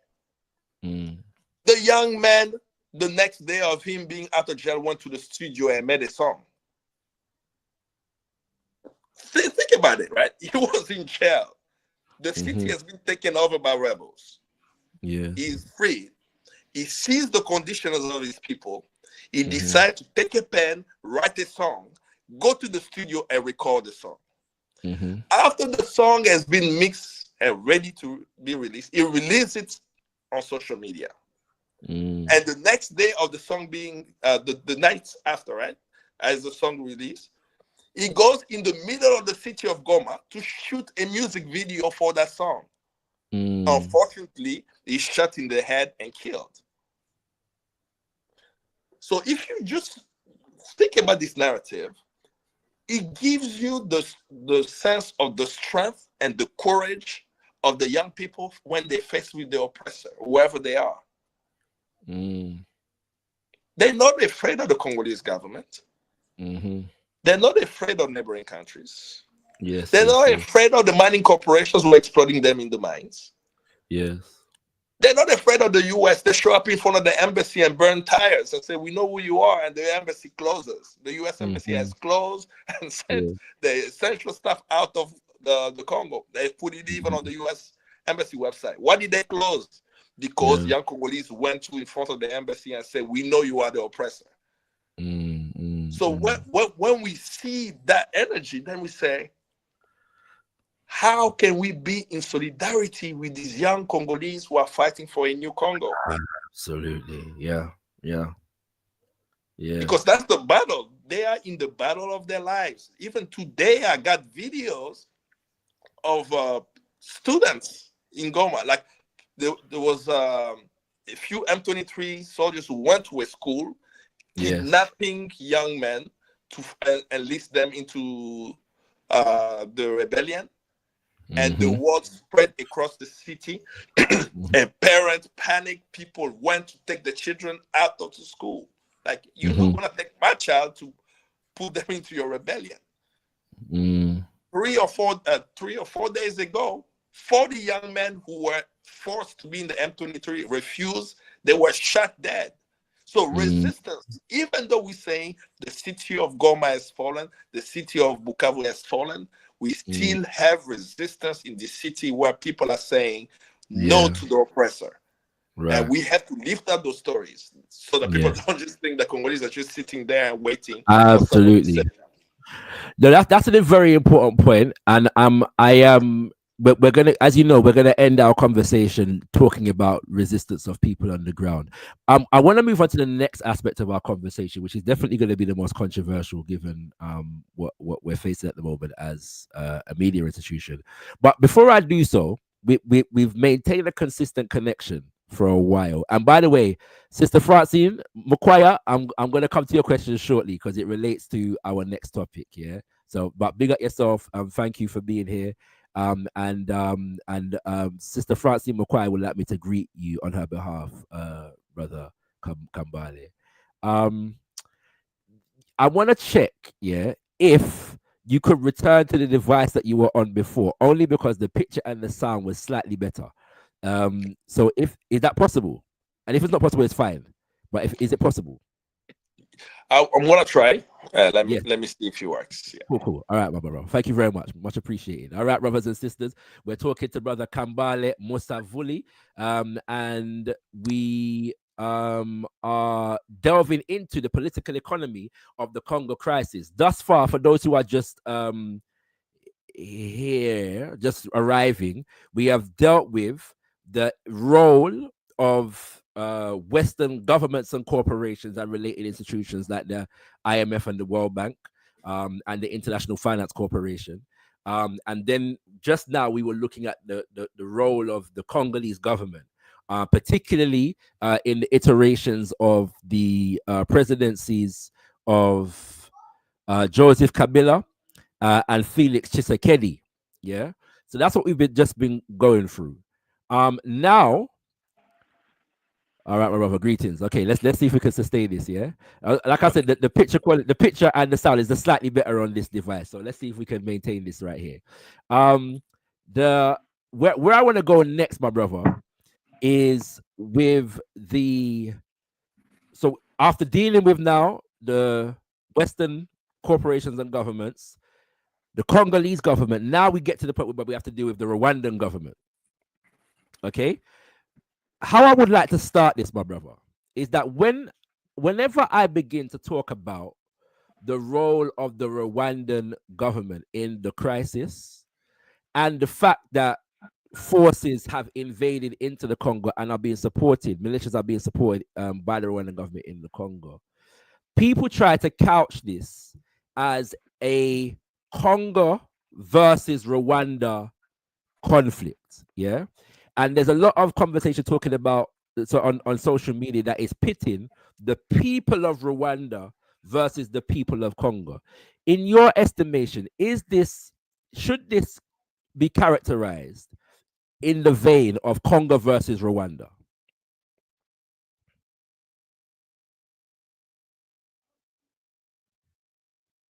Has he frozen? Man. Oh, no, you're back. Go ahead. Keep talking. Yeah, I think the last thing I heard was in your estimates, and then it went blank. I was asking you if you think that it's correct to characterize this crisis as a Congo versus Rwanda crisis. Is that the right way to contextualize this thing? It depends on how you say it, right? Mm-hmm. If we're saying Congolese people against Rwandan people, that's not what is happening. Okay. Right. Mm-hmm. And you also have to know that the Rwandan people are also in a huge struggle to determine their affairs. Mm-hmm. Mm-hmm. So for those who try to pin it this way, they are erasing the history of struggle of the Rwandan people. Yes, sir. Mm-hmm. Which is very fascinating too, right? Like on one hand, you can understand that in the Congo, the Congolese are fighting, but I don't know that in Rwanda also the Rwandan people themselves are fighting. Mm-hmm. Because when they put it this way, they are actually whitewashing what Paul Kagame is doing. Mm-hmm. Think about it. Outside of the conflict in the Congo, this is the man who declared to the world that he won last election by 99%. Just that, like, before I start talking about the killing that's happening over the Rwandan people, the imprisonment, we have a lot. It's easy to even find. You could just go online, and search for Rwandan YouTubers who always get jailed for exposing what's happening. You can look at the Rwandan journalist Frank Twali, who was assassinated, the gospel singer Kizito Mihigo, who was killed in prison. And as he was killed in prison, they told us that he was killed. He killed himself with a pillow, right? We can talk about Deo Mushaidi, a genocide survivor who's been in and out of jail. Every single Rwandan woman who's ever run for president ended up in jail. And then they said that this is the country where women have representation. Come on, like, right? So whenever people make that framework, they're not making class analysis. In Rwanda, Rwandan people every day are fighting to have a government that represents them because they know Paul Kagame doesn't represent them. So if we come from that perspective, then we say the struggle, right? And I'm always very specific. We know today that Rwandan defense forces are in Congo. They are there with the sophisticated weaponry from the West, and they should be held accountable for that. It's not the Rwandan people, right? You could even flip it and say, Rwandan soldiers are being killed in Congo, by the way. How many people are actually studying Rwanda to find out the families who are crying for their loved ones? Do you realize that thousands of Rwandan soldiers have been killed, right, in the battle? Maybe hundreds, right? And they have family members, and they can't even mourn their loved ones who've been killed in Congo. That is even hard. But thanks to a Guardian article, it was published that the cemeteries in Rwanda are piling up, right, of the Rwandan military because they're bringing that up. So those who characterize it, they take the story to pin people. And this is what Western imperialists want us to do. They don't want us to understand that we are talking about class struggle in Africa. When Kwame Nkrumah wrote that book, and that's what allowed me to even understand what's happening in the Great Lakes region, he said that Western powers collaborated with the bourgeoisie of Africa for slavery. It wasn't the ordinary Africans who decided to sell our brothers and sisters, right? It was the elite of the African continent working with Spain and Portugal and catching people and selling them into slavery. So are we going to say that we are going to remain silent on the chiefs who sold our brothers and sisters in slavery? We are in 2025. That same model of the bourgeoisie of Europe working with the bourgeoisie of Africa for slavery is still happening. That the Western powers and the neo-colonial agent of the African continent are operating, right? And when you see that, right, the discussion about Congo and Rwanda reminds me the discussion of ADOS. Or the Black Foundational where Foundation of American, so when you start thinking that, you say, oh, that is what they're doing. They are pinning the working people against one another when they are both victims. Rwandan people are victims, Congolese are victims, but the elites of Africa, the Kagames of this world, the chiefs who worked during slavery and sold our brothers and sisters in slavery, they're the ones to hold accountable. Because when you start following the line, right, then you say, oh, things have not changed much. So let me go real. Paul Kagame is the son of the daughter of the sister of the queen. Let me say that again. Paul Kagame is a monarch. Paul Kagame is the son of the sister of the queen of Rwanda. What does that mean? I just said it 3 times. That there was an independence movement in Rwanda in the late 50s that brought independence. And they toppled the monarchy. And the president of Rwanda today is a monarch. And and nobody is having a class analysis. That even though he's a Tutsi president, right? He's oppressing even Tutsis. I even mentioned Deo Mushahidi, who was in jail. Diana Rwigara, a Tutsi woman who ran for president, was arrested and put in jail. And I can go on and on. So you say, he doesn't protect, he's not there for the interest of the Tutsi because he's oppressing the Tutsi himself. He's a monarch. Yes, right? So I know I went on and on, but the whole dichotomy of bringing Congolese people and Rwandan people and pin them against each other is what ADOS is doing. Is what people who don't realize that we must unite to fight against the elites, to fight against the bourgeoisie of our continent, who are making sure to go to the African Union with these lavish hotels and not solve the African continent's problem, where in our generation, we're seeing Mali, Niger, and Burkina Faso coming together and saying, this is the new way of transforming the African continent. We are going to unite. So imagine with the conflict of the Congo, right? If Rwanda becomes a province of the Congo, if Uganda becomes, right? And we're becoming bigger and bigger continental block. But that's not the discussion that's being had right now. It's about carving the Congo. That's about what? Let's go by the colonial borders. It's wrong. But what did Kwame Nkrumah tell us in 1963 when we went to for the creation of the Organization of African Unity? He says something very basic. He says, we know that these colonial borders, right, are artificial. Absolutely. But for the time being, let's leave it as is as we are rebuilding our strength. So who is the monarch today who want to carve up another African country and for whose interest? So I don't know if he answers your question, but whoever is bringing an analysis about Congo and Rwanda is not understanding that both people across the border are oppressed by the elites who are operating and collaborating with the West. My brother, you've answered the question beautifully. And it was important to answer that question, partly because, and it's deliberate as well, selective listening.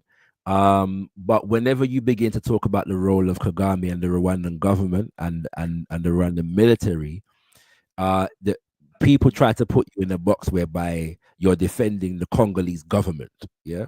And so it's necessary to clarify that point. And as I've said many times, when we're talking about Rwanda and Kagame, Rwandan government and Kagame, we are not speaking in defense of the Congolese government. We are speaking in defense of the people of the Congo. And who are, regardless of whatever, facing the brunt of this particular conflict. This war is being fought on Congo soil, and it is the people of the Congo who have been killed in the millions. Yes, indeed.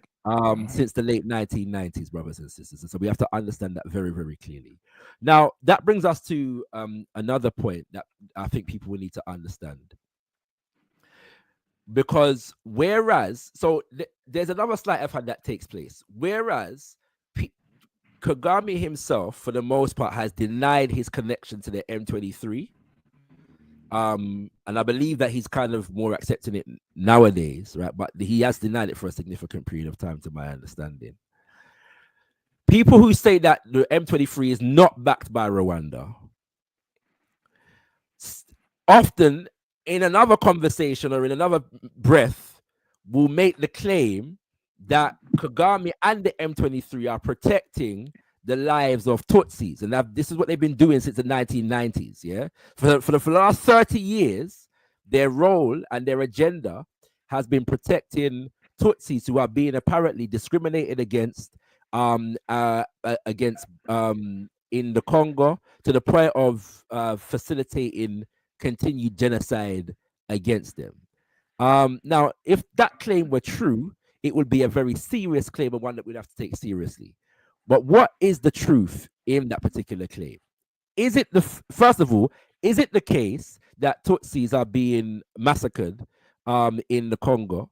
And is it the case that Kagame has invaded or is fueling militias, funding militias in order to protect them? Are any of those two claims correct? It is true that people are discriminated against in the Congo, not just the Tutsis, but many different ethnic groups, right? But what we are discussing is, does that mean that someone must take up arms in a foreign country to violate the territorial integrity of a country? That can be justified. And I explain why I'm saying this, right? I'll use myself as an example. Okay. I am Nande. In the Congo, we've never had a Nande president. Right. Should I pick up guns because I feel that my tribe is discriminated against? When Congo does not have 1, 5, 10, but at least 400 ethnic groups, and we are 120 million people. You think, if you think about that, right? If you have 400 ethnic groups, representation does not mean that one must be a general, one must be a president, one must be a minister. We will never have 500 ministers of one each tribe, right? That's not going to happen. Right? So you start now listening to the claim, what are the issues? And the other problem that people don't understand, and that's why they get confused, is that they assume when you say the word Banyamulenge, it means Tutsi, and Tutsi is Munyamulenge. It's two different things. For example, right? James Kabarebe, who's been sanctioned, who was he presented himself in the Congo in 1996 and 97 as a Congolese. He's Tutsi. But he called himself Munyamulenge then, when he wasn't. But who are the Banyamulenge, right? Banyamulenge are Nilotic people who came into the Congo during a period and relocated near a mountain called Mulenge. The community is small. I'm pretty sure they know almost every one of them, right? It's I wouldn't give the estimate on top of my head. I was about to say 1,000. I'll be butchering the facts, right? But they are Nilotic. Beside Banyamulenge, you have Tutsi who have migrated in the region, not just in Congo. They've migrated in Tanzania. They've migrated in Uganda. They've migrated in the DRC. So when you say Tutsi, a Tutsi is not necessarily that Nilotic community that lived in Mulenge. So for someone like me who follow the issue, say, okay, who are they actually protecting? Are they protecting Tutsis? Are they protecting Banyamulenge? But then journalists write the two sentences, the same thing, two terms as the same thing, not realizing it's actually two different things. Yes. Right? Secondly, which is very important, and it's even unpopular in Congolese circles, right? Is that the number one fighter against the M23 are Banyamulenge. And the reason why they do that is because they know that these people don't represent them. Right. We even have, right, a Munyamulenge general, colonel, his name was Alexis Rubagisha, who was killed 2 weeks ago fighting the M23 as they were trying to take over Bukavu. Okay. So now, if a Munyamulenge colonel is fighting the M23 and the M23 kills him in battle, did they protect him as a minority? Third element, if you read the UN reports, I think it was the June 2024 report that documented that there is an organization in the United States called the Mahoro Peace Association. Right? It's supposed to be a Banyamulenge NGO, right? Yes. The UN reports document that they raised over $1 million to found a militia group in Congo. And they are under investigation by the FBI. By the way, I don't like the FBI. I'm just mentioning it. By the FBI, right? and other institutions for actually raising money in the United States to send it to the Twirraneo militia group. Right? When you read that section of the reports and they give you the source of the information, you know that the source of the information is the Banyamulenge community. Right. So the members of the community, knowing that there are people doing illegal activities to actually harm people, are themselves saying, look, we have these people who are doing that. Extremely important. But people don't read these reports. You see how I'm saying this is happening, this is happening, this is happening. Yeah. Who is taking the time to go and read that in the section that said that the Banyamulenge community members confirm with us the collection of these funds to go to this, right? Absolutely. And if you know anyone from the community, I know many people in the community. I communicate with people in the Banyamulenge community. This is why I came to understand. They are the ones who actually set me down and say, Kambale, a Tutsi is not a Munyamulenge is not a Tutsi. We are Nilotic people.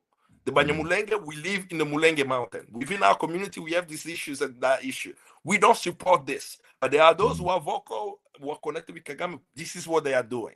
So we need to be very careful how we put the narrative, because sometimes we will start oppressing those who are even allies. Because in the Banyamulenge community, there are many people who are fighting against the M23, who are exposing Kagame, who are saying they don't represent us.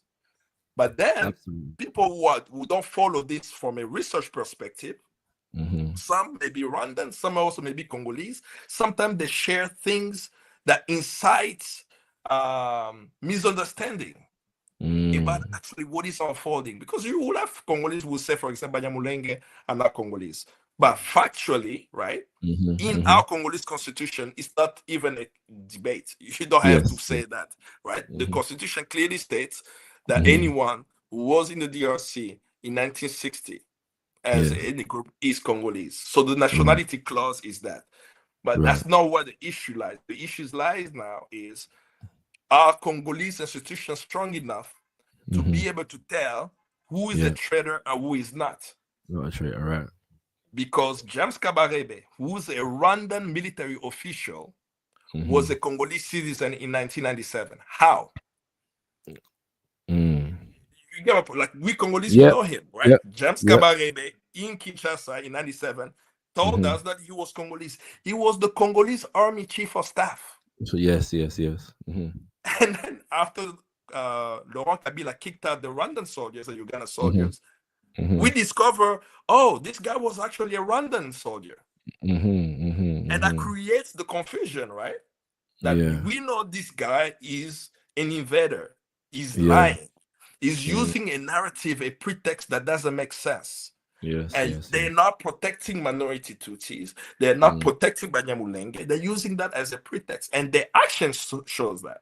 Where do they go when they take over the land? They go to the mines. Right. They go to the largest Coltan mine. So is Coltan Tutsi today? Coltan is the mirror. Right? So that's what they are doing. But remember, all right, two more questions on this point, because we're gonna have more time to delve into the Kagame of things, in different shows. But the I want to address the extent to which one of the charges against Tshisekedi is that that is designed to legitimize Kagame's actions, is the charge that Tshisekedi has over 100 or some say 200 militias operating in the Congo, and that these militias are designed, are targeting specifically Tutsis. To what extent is that the case? I don't think that Tshisekedi has militias in hundreds, right? I think the context of that is that in the eastern part of Congo, the counts of militias that are existent goes up to 100, over 100 militia groups. But when somebody hears that, they don't understand the context, right? I have 5-6 people in my neighborhood. We pick up Yeah. guns to protect our community. We Right. call ourselves Right. M24 or whatever. We Yes. become A militia. Yeah. Yeah. Yeah. Point militia. taken. Yes. Yeah. So because if you say that there are 100, it's a fact, right? And you count down the military power, right? Yes. How Yes. many soldier, how many militia members exist? Right. Total from the 100. Are we talking about we have 100 militia group with 100,000 Right. militia Right. members? Right. That's not Yes. the case, right? Yes. So Yes. why is this happening, right? Why do we have a lot of militia group in the DRC, especially in that part? Yes. Is because in some areas people have decided to take the matters into their own hands, Right. either to protect the families, Yes. either to survive. Right. Because if you don't have a weapon and people come into your neighborhood to harm you, how are you going to protect yourself? Yes. But now, Yes. if you put that in the context of a cycle of violence, what also is unfolding is that those who started things, let's say, I'm going to be helping my community or so on, end up also harming the community. Yeah. We can think about even what's happening with gangs, right? If we have to put that, I'll use the concept of the United States when we start thinking about gangs. How many gangs exist and the weapons that they have and what they do? Are they a stronger military force to stop the US police? No. Yeah. But the question that's not being asked is, where do they get their weapons? Yes. Yeah. That's where I'm much more interested in having that discussion about who is harming them, how can they easily access the weapons to continue to terrorize. So the second element about Chiseke, which is actually used by the Kagame regime, is this question of the FDLR. They throw this acronym a lot.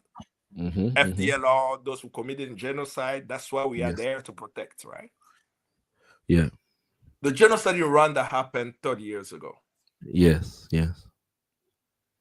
30 years ago, there were Interahamwe and some of the forces of the Rwandan army at the time who participated and committed genocide in Rwanda. Some of them crossed into Congo, into Congo. Now, continue to think about 30 years, right? Yes. Those who committed genocide, let's use a conservative number. If they were 30 years old, how old are they today? Are we saying that we have a bunch of 60-year-olds in the Congo who are a threat to the Rwandan regime with military? No. So that we start saying, who is this FDLR? Right? Yeah. We had Congo received 1.2 million Rwandans who crossed the border during the genocide. Yeah. Some of them have returned. Many of them are still in Congo. Many of them must go back to Rwanda, and they can't go back to Rwanda because they can participate in life, and they are all called people who participated in the genocide. That's one. Yes. Two, when you look at the FDLR, just to clarify, what you're saying is that of that millions of people, that crossed into Congo, a collective blanket is put on them as to say that all of these people contributed to the genocide. So it doesn't matter whether they were civilians, old women, you know what I'm saying, whatever it was, they were all being couched in these people are genocidaires. Is that what you're saying? And that is still the truth today. Today, right. Right? Today, that's the narrative that Kagame wants the world to believe. That all these Rwandan Hutus are people who participate in genocide. And when you start even looking at them, they are young people. Yeah.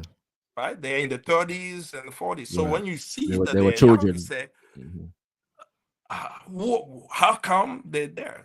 Two, the question is, how many of them exist today? Yeah. The FDLR, the eternal excuse of Rwanda coming to the Congo, How many of them exist?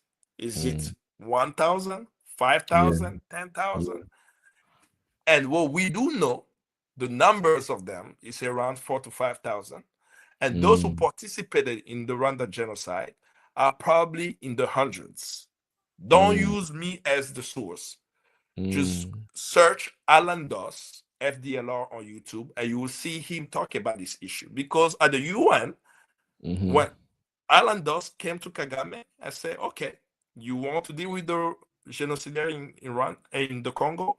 Give us the list of those you believe participated in genocide. Right.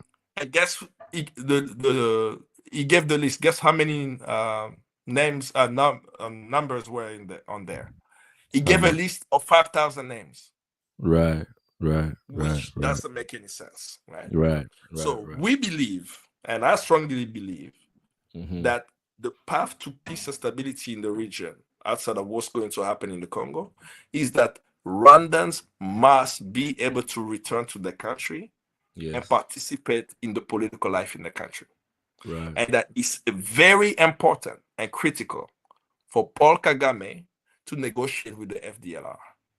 Right. When you say that and you hear what people say, wow, you can negotiate with the genocide there. My brother, they are asking the Congolese government to negotiate with the M23 who have just killed 7,000 people in Goma. Right. Think about it, right? They want the Congolese government to sit down with the M23, but Paul Kagame cannot sit down with his own citizens. Right. For 30 years. Yes. It's necessary to note this, brothers and sisters, as well, because these incursions and these mass killings have been going on for 30 years. Since the 90s, this has been going on with the same excuse. So that effectively they've been killing what they refer to as genocidaires in the Congo for 30 years. And can't kill them yet. Can't finish killing them yet. This is madness. But brother, I want to there's also a lot of talk of the fact that people in Goma and other areas that have been taken over by the M23 are celebrating the M23 and are welcoming them and so on. Now, in spite of the fact that we're hearing, like you said, 5,000 people have been killed, hundreds of thousands have been displaced by this incursion. That the people of the Congo are in fact allied with the M23. To what extent is that the case? And there are videos going around that purport to be evidence of this. To what extent is that the case? I actually wrote an article on People's Dispatch on this, about the battle for control of Goma continues.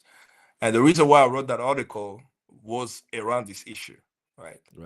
There were videos circulating of Congolese in some area of Goma clapping and celebrating the entrance of the M23.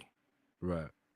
But at the same time, there are also videos of Congolese celebrating and clapping a Congolese soldier still fighting in Goma. Okay. The question we should ask ourselves, why are the videos of Congolese celebrating the Congolese army fighting in Goma not accessible like the videos of the M23 being celebrated? Right. Those videos, I have the videos. I wrote an article about that. I pointed to that. Those videos exist. And I'm going to tell you why it's happening, right? There is a battle of narrative. There is an information war. And it's not natural. It's very artificial. And I do strongly believe that we have online bots and AI being used to push a propaganda. Absolutely. Now, don't use my word for it. Clemson University wrote a report of how the Kagame regime used artificial intelligence to shape the narrative. I'm not using AI to post. I don't have AI machines to tell the Congolese people's story, right? We could do that.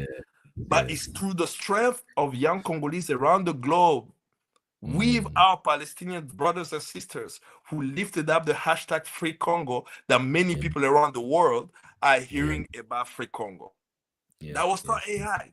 Those were the ordinary people. Right? Yes. So on one level, I want to make that point clear. On the second level, it's totally normal for people who have been oppressed for so long to see a military force before they started the killing that they're doing right now to clap. Because what was the condition of people of Goma? Remember, we've been in a state of siege for 2 years. Cost of living has increased and so on. I was in Kinshasa when the AFDL entered. People were tired of Mobutu for 32 years. People celebrated Laurent Désiré Kabila taking power because we did not realize that he was a Trojan horse. All we saw was Mobutu is now gone, Laurent Désiré Kabila has come in, and within a year, we saw now the true face of that. So it's totally normal. We saw that also in Iraq. When Saddam Hussein was brought out. We saw that in Libya.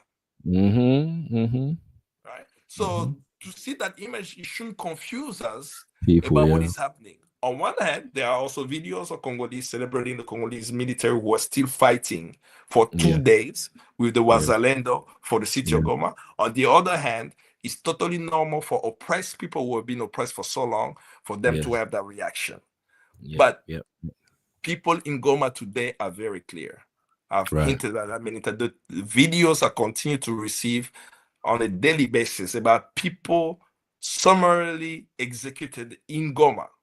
It's too much. Like some videos, I can't even watch it fully of the dead body. This morning, the video is they're putting the bodies in the boats at the ports. Man, sorry, my brother. I got sent a video a couple days ago by one of my good brothers from Congo, and I couldn't finish watching it.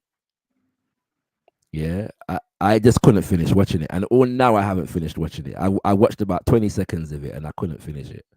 The brother that sent it to me said he watched 15 seconds and he couldn't continue it anymore. There's video evidence going around of what is taking place. So I do want to just look at the role that Kagame and the RPF play in the actual extraction of the resources. And I want to bring Crystal Ventures into the conversation, and any other such institutions that operate on behalf of the Rwandan government. And if you could just detail what those relationships are to the Western corporations and Western governments, please, as well. You have put me on the spot because I've not done that level of research on Crystal Ventures and the ties. Right. But Crystal Venture is the financial arm, is the catch-all enterprise of the Kagame family, Kagame regime, right? For many of the investment that he does across the African continent, he uses that. But the way Crystal Venture operates is that the money is not coming out of thin air, right? It's not like they just have money and they create. They are using states contracts in Rwanda and also minerals from DRC to generate the capital that they use for investment, not just in Rwanda, but around the globe. So for example, Crystal Venture went to Congo Brazzaville and bought hectares of lands for agriculture, right? Supposedly for agriculture, but the money that Crystal Venture has is backed also by the mining operations that they do. Kayumba Nyamwasa even exposed it. Kayumba Nyamwasa being the former Rwandan chief of staff, if I'm not mistaken, of the Rwandan military. Yes. He explained how Crystal Venture has enterprises connected directly with the mines in the Congo. That you said that when he was in the military, like they will go to the Congo, they will take over territories, and then the businessmen from the Crystal Ventures, they're the one that will do the trading of the minerals. Right? So that's to the extent of what I know is that. beyond Crystal Ventures action, you also have the Rwanda Development Board, right? Right. And the Rwanda Investment Board. Yes. But when you start looking closely at some of these institutions, they're not operating alone, right? It's not just Rwandans. You have Chicago bankers on the board. Like, if you start looking at the board of all these enterprises, you will notice Western advisors to that. Yes. But all we know is Paul Kagame, Crystal Ventures. What we don't know is that he has all these financial advisors from around the globe who are able to make the connections, to be able to pay the millions of dollars that they have to pay for the PR company, engaging in the Visit Rwanda, to buy the properties, the lands in few African countries. It's not just Congo Brazzaville. I think they have operations also in Benin, in Central African Republic, and so on. So that's that. But now, Western companies are also benefiting from this, right?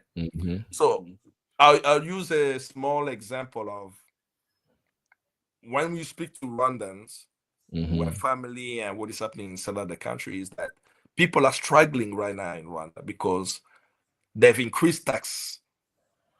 The economy of Rwanda is in shambles, so they had to increase taxes on many things there, and the cost of living is becoming so high for people internally. So inside of the country, there is like a bubbling, like of people may explode any day. We never know what may happen there.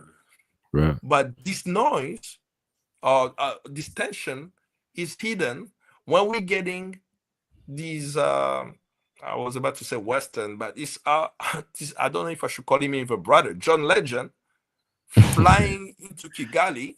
Doing a concert there.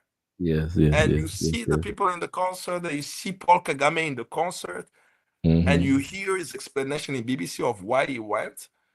All of this create the narrative that people are not able to comprehend, that this guy is a killer.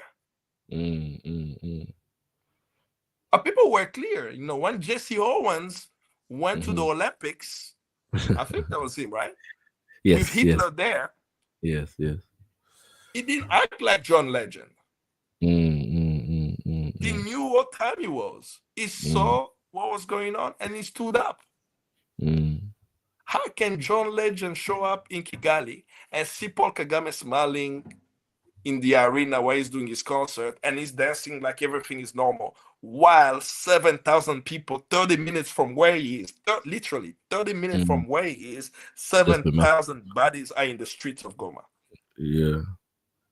And he says that he knew about this, but he didn't want the Rwandan people to suffer. And they are suffering right now.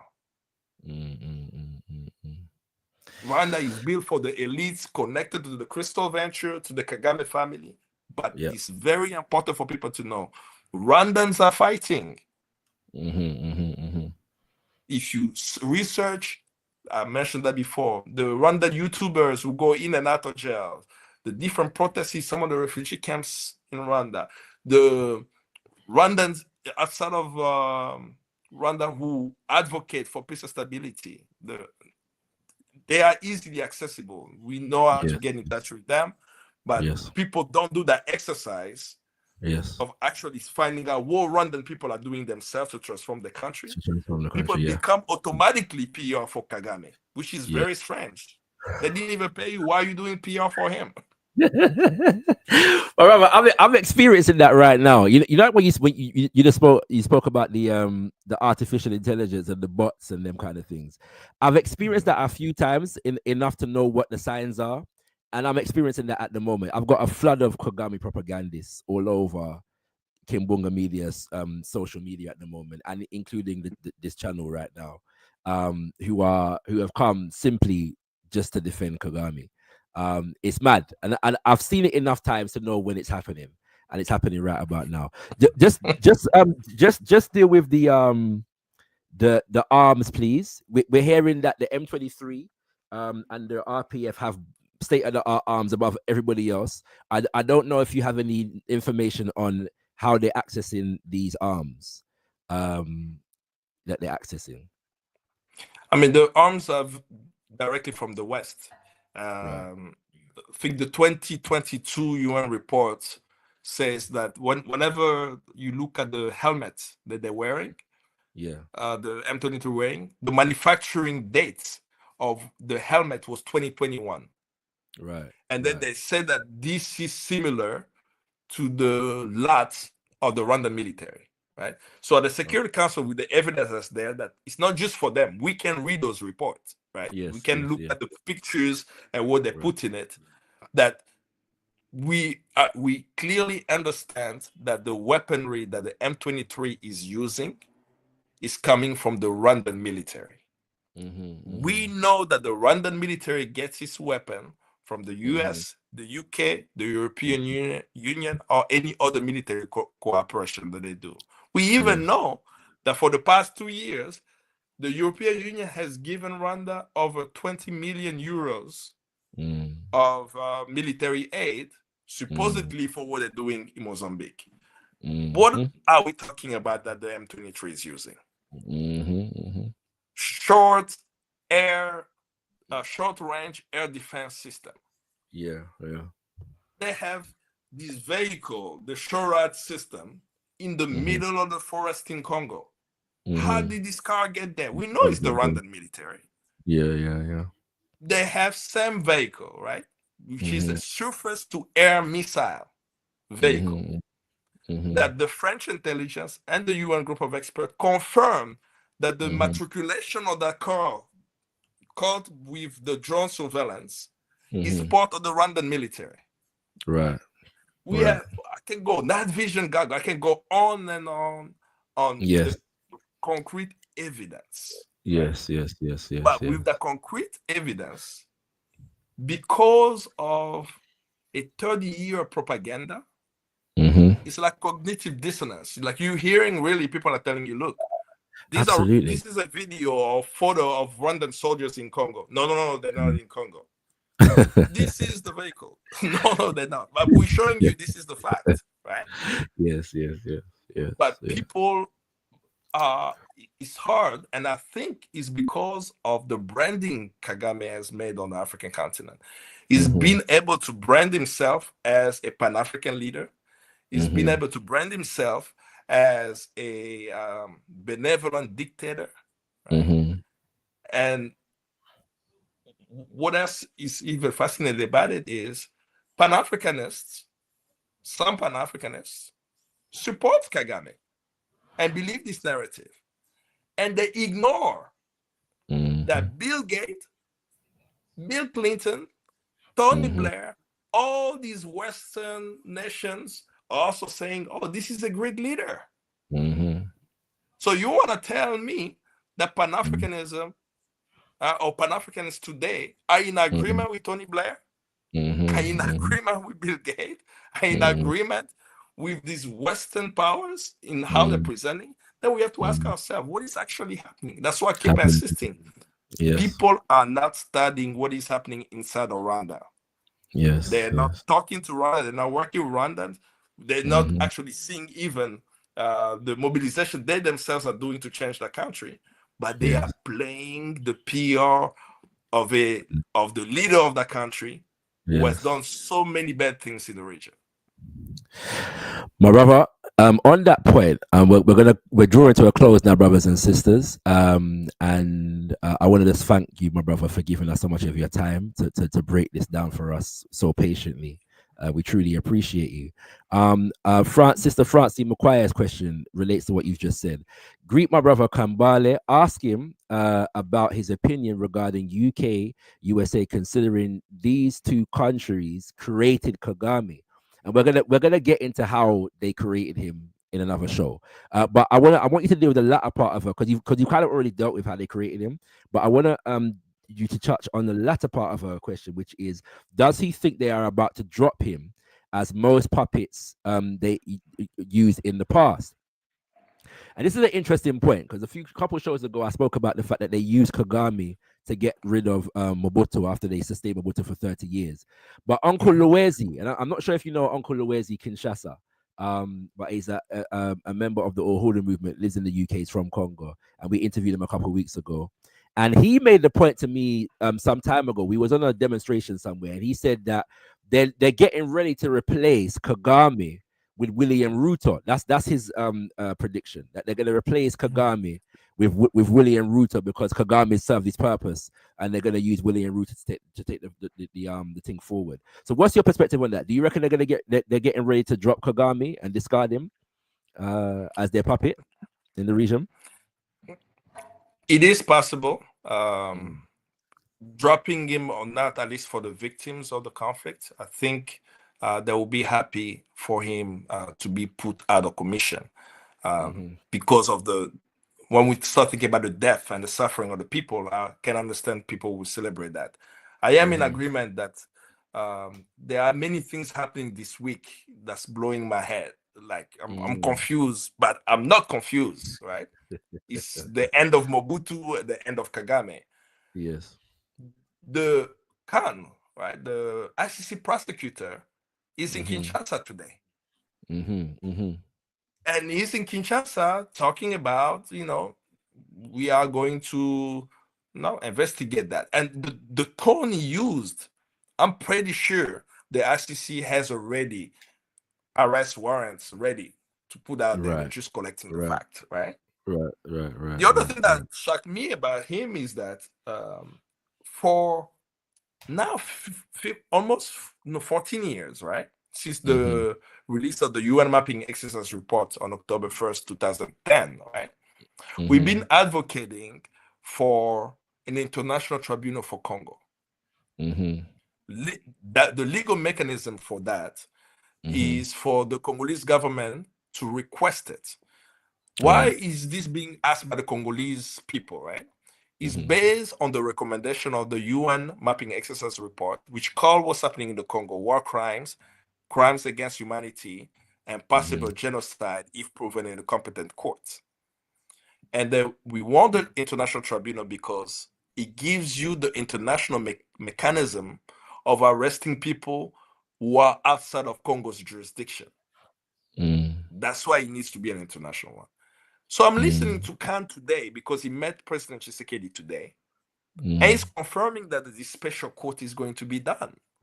Those are victories, but those are victories that need to be analyzed in a context. When the United States is sanctioning James Kabarebe, and in the Treasury Department notice, it says that this guy has been operating for 3 decades. This is what they wrote in the notice. In my head, I'm saying, you've known that James Kabarebe has been a criminal for 30 years. And suddenly, you waited until 6 million people die. And just as it was the case for King Leopold, nobody will know that the U.S. was beyond King Leopold. Right. And it's going to be the same thing with Kagame if he's taken out of commission, right? Absolutely. They will appear like heroes. And there is 2 dangers into this, right? Kagame must be stopped. These actions are going to what people want. But it will also embolden the Tshisekedi regime. Because if the social movement and the progressive movements in the Congo are not strong to face the military power, imagine what Tshisekedi will do. If we just say, oh, we got the courts, the Congolese got the justice, and we forget. And that's why I always insist. It's an ongoing struggle for Congolese, that it's not just the M23, it's that we must be allied to the Congolese until they control their land, their resources for the benefit of the African people and the people of African descent. It's not just targeted. So I strongly believe that Western nations are shifting, and they're shifting in the context of what's happening around the world. What is happening right now is we are in the middle of the 4th industrial revolution, and Congo has the key minerals that's going to make it function. And they can't even continue to get access to it. It's becoming more expensive for Congolese to continue to die and get the resources. That they must appear as heroes Yes. By resolving the issue while still not addressing the The fundamental fundamental question problem. of justice. My brother, you have that is yeah. I hope brothers and sisters are listening to what our brother Kambale is saying. Yeah, because a lot of us, when something like that happens, we start to get dazzling in the eyes about the United Nations and the International Criminal Court and the International Court of Justice. And what our brother is saying to us is that what may be taking place is a sleight of hand, that they can pretend to get the junior operators in this criminal enterprise whilst continuing to protect the top bosses in America and Europe, brothers and sisters. Yeah, we have to be very, very careful about that. And yeah, it's an extremely important analysis. My brother, for my last question, I'm just going to ask you this, and you can answer it any way you want to.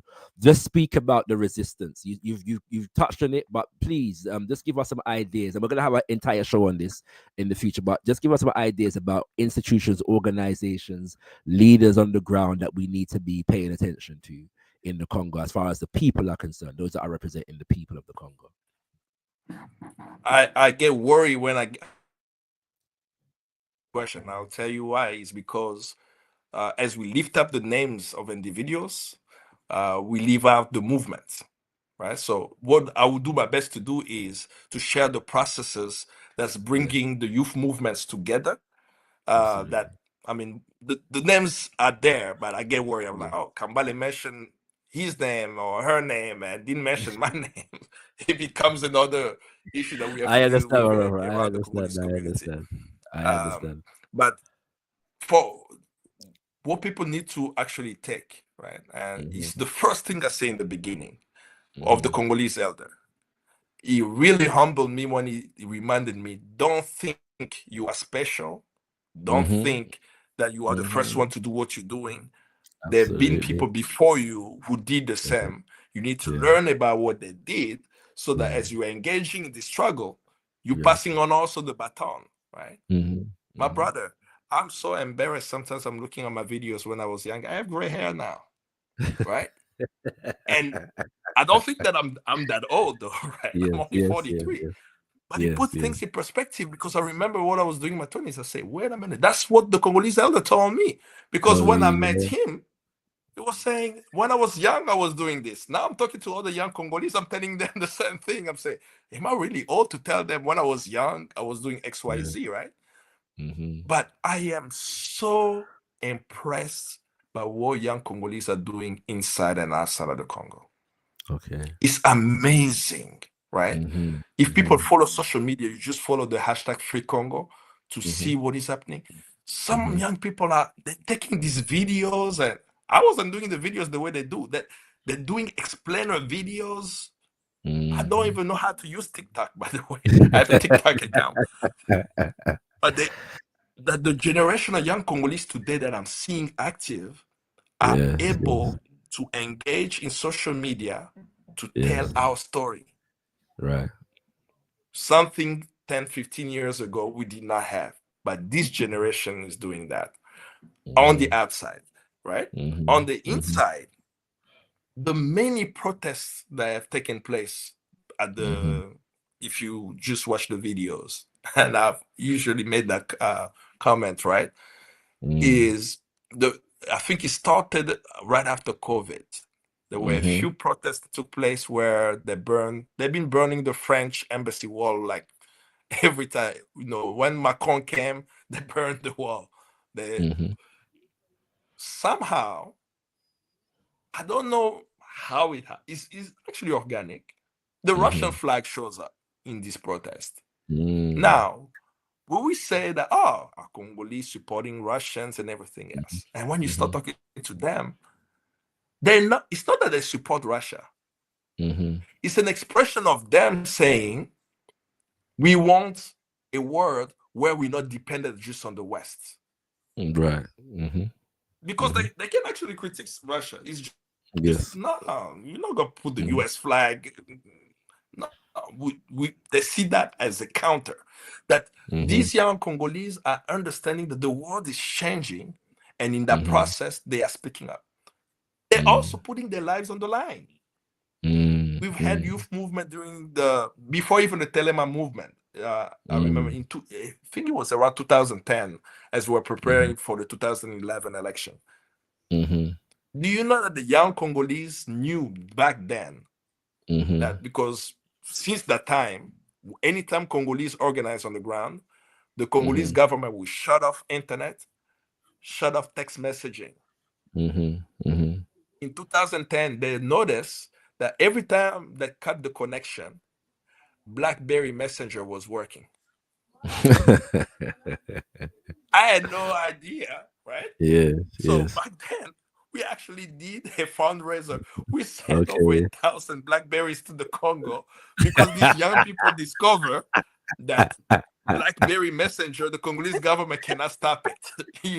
So when the BlackBerry now, people don't use the BlackBerry now. I'm like, you guys don't know what these young people did back then. We were using that to communicate, right? The same thing also around them finding out how to use VPNs, whatever. And in 2015, during the organizing, they will literally cross to Brazzaville, buy SIM card from Brazzaville, and use telephone numbers from Brazzaville to call roaming in Congo. Because the cell towers in Congo will not work, but the 242 number will work. And you see all these young people doing that. But the names I will mention are people who have lost their lives. I mentioned the name too, but it's important to know their story, right? I mentioned Rosichi Manga, who died protecting people in the churches. Teres Kapangala, this woman also was in a protest that started from the church. Lung Kulula, he was a member of the movement Lucha. I didn't know him personally. I never met him before. I've seen some of the things that he was doing. But the way they killed him is something, no matter who you are, it's not how a young man should die. They locked him in his house while he was asleep and burned his house. Why? Because this young man wanted us to have a free and fair election.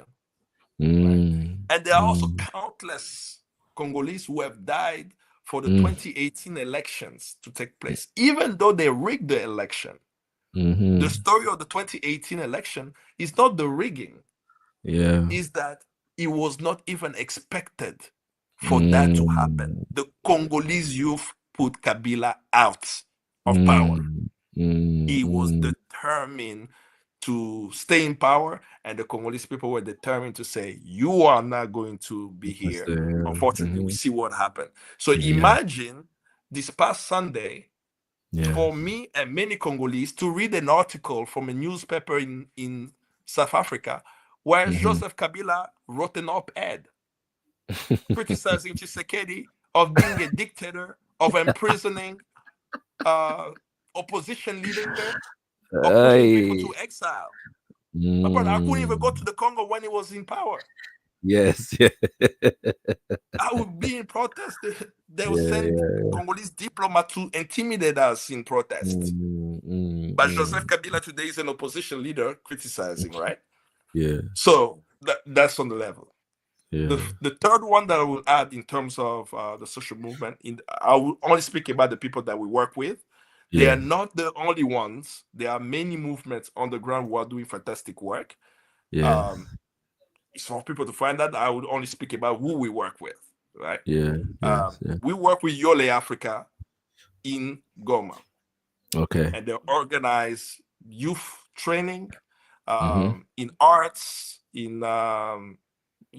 mostly in arts and multimedia. And they also work with indigenous communities. Right? In Kinshasa, we work with the André Bloin Center. Right? The André Bloin Cultural Center is a center named after André Bloin, who was the chief of staff or the chief of protocol of Patrice Lumumba. She was from Central African Republic. She's the one who wrote the Independence Day speech, by the way. Right? So we work with that center. By mentioning these two organizations in a country of 120 million people doesn't mean that we are covering everyone.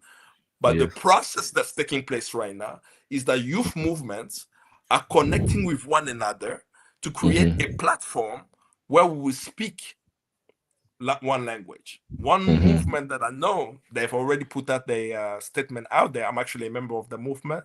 It's called Likambo ya Mabele, which is the question of the land. On February 15th, they release a statement, like it's a call for Congolese. And it's actually a radical statement where they say, the Congo as we know it is gone. And it is time for us to organize. And the call for organization is for Congolese, wherever they are, to build cells, which will be as study groups that will allow them to have the ideological grounding to support the movement on the ground. And if you're on the ground, you are clear about the local elites and what is happening around our country. Absolutely. Right? So, and the Likambo Abele website is, I'm thinking in French, so I was trying to spell it in French and English. No, but brother, simply just send me the links, and I'll make sure it's in the description to the video and the comment section. I would definitely, yeah. Go ahead, continue. Yeah, definitely. So, because I know that these processes are coming, and even unlike organizations are coming together, we are all noticing that. Yeah, I know that. No, Urgence Panafricaniste, this is what they're doing, and this is what they're doing. Is how do we get, even if we don't engage or agree on some points, but the one thing that unites us is the land, right? The land of the Congo, that we have that common platform where we will engage. And the last one would be, I've worked with Friends of the Congo. Their record is there, for anybody to see. For decades, they've been at the forefront of the struggle. And the Free Congo movement, freecongo.org, is the central point where people are being supported. But with everyone that I've mentioned, every organization I mentioned, it's not the only organization. I always tell people, support the Congo with the principle that you believe. My principle is, it doesn't. I'm sorry to be that radical on this. It doesn't matter how many hospitals we support, how many charity work we do, if we're not supporting progressive movement, activists like building the SNCC of the Congo, supporting those who are ready to fight and transform the country. All we are doing, we are touching on the symptoms. Congo doesn't need charity. Congo needs justice, and the justice seekers support their work. Or even check on them. I appreciate when the taking over Goma Bukavu, people are new. They checked on me because you don't know how Congolese are feeling about that. You're seeing cities out of the city falling. We know people there. Call them, check on them, let them know that we are with you. Yes, my brother. Thank you for that. This is the final question. You've given us so much of your time. I want you to just end by putting this in Pan-African context. We need a Pan-African analysis of this situation, and one that places Congo in its Pan-African context. Not just as the borders that were designed by European powers in 1884 and 1885, but in the vision that Papa Patrice Lumumba and Asafa Kwame Nkrumah and others understood it. And this is important because of the divisions that are being facilitated. Brother Sly Mido, who's a part of Congolese Youth Action Platform. He spoke at our Kebi Seba event, and his major message was that we must not see what is happening in the Congo as a tribal conflict. It is not a tribal conflict. It's a conflict against with imperialism and against the European imperialism, Western imperialism, white power institutions in the Congo. And so because of that, it's necessary for us to, because of what you just said in terms of how the ICC is moving in, and they're going to try and redirect the narrative, what justice looks like in the Congo. As Pan-Africanists, we really have to solidify what it is that we are fighting for and what it is that we want to see. So I'm just going to ask you to place this whole crisis in a Pan-African context, and what are the Pan-African solutions to it? as long as we don't have a class analysis. I'm sorry, I keep saying that, right? People will, who's these communists coming on the show? And it's not really about that. It's concrete. Like, I'm basing my analysis on Cabral and Nkrumah. Particularly the class struggle in Africa. Like, when I'll just go back to it. And Kwame Nkrumah said that the African continent, right, must develop. Some of them will say, okay, if we want to develop, we look at New York, we look at Paris, let's go ahead and make our cities like that, right? With these nice streets and everything else. In order for us to do that, right?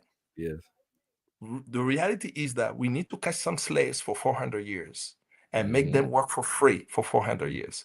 Where will we catch these slaves? One, as Africans, we are not going to use the model of accumulating capital. We are not going to catch slaves. It's inhumane. It's not African. That's not what we do, right? But he looked around Ghana. He says, I have cocoa. I have gold. I have bauxite. But I could go in and exploit it, sell this gold, make some little profit, and take it to build my roads, hospitals, and make the lives of Ghanaians better. But when he decided to do that, he realized, oh, Ghana is still under colonial rule. That gold that you think is under your ground doesn't belong to you. This is why in 2025, we're reading the New York Times, the Congolese president is saying, Donald Trump, here are the critical minerals. That's what our struggle is. So when we're thinking about a Pan-African solution, we must actually center why Congo matters. Do we realize that Africa is not able to advance because the second largest African country by size, fourth largest by population, with every known minerals to man in its land, with agricultural capacity to feed 7 billion to 9 billion people? And they tell us that this country has, they have these savages who don't like this tribe and this tribe, but the minerals keep leaving. It's not staying in Africa. So if we believe in the Pan-African unity, and we believe that the Pan-African unity doesn't mean anything if we don't control our land and resources, why can't we make the Congo case important? As Fanon made it into World African Revolution, the last paragraph, saying that our fate is in the Congo. Let's not forget this, right? And say, we want to solve the problem of water access. Congo has 40% of African freshwater reserve. We want to solve issues of starvation and famine. The land is there, 86 million hectares of land. Arable land. We want to build, like our brothers and sisters in Burkina Faso are doing, the electric cars. That's trade. We have the coltan, we have the cobalt. Don't buy it from outside, it's here, right? So, but in the process of thinking about how to develop, we shall know that amongst us, we have agents. And we should not be afraid of exposing the agents. That's right, my brother. Because these agents don't represent the will of the masses of Africa. That's right. It's a small minority. Yes. Right? So we say, okay, who are the people, or what are the forces hindering African unity? Then we go up to Sudan, RSF. We go to the Sahel, French Afrikan. We come to DRC. We spoke about the 5 forces, neighboring countries, like we know these forces, and we're targeting these forces so that we can have Pan-African unity. The only time we get confusion about the situation in the Congo is when we lose the class analysis of what is happening. Then we start saying we're going to pick a side. The only side we can pick is the side of the people. We can't pick the side of the elite. It doesn't make sense because this elite don't work on our behalf. But then when we know that it's not, I used to say this, it's like Congo is not an extracurricular activity for me. Like I wake up and then I go play football and then come back to Congo, right? Yeah. It's our life, right? Is how do we make Congo part of us as we make all the global struggle?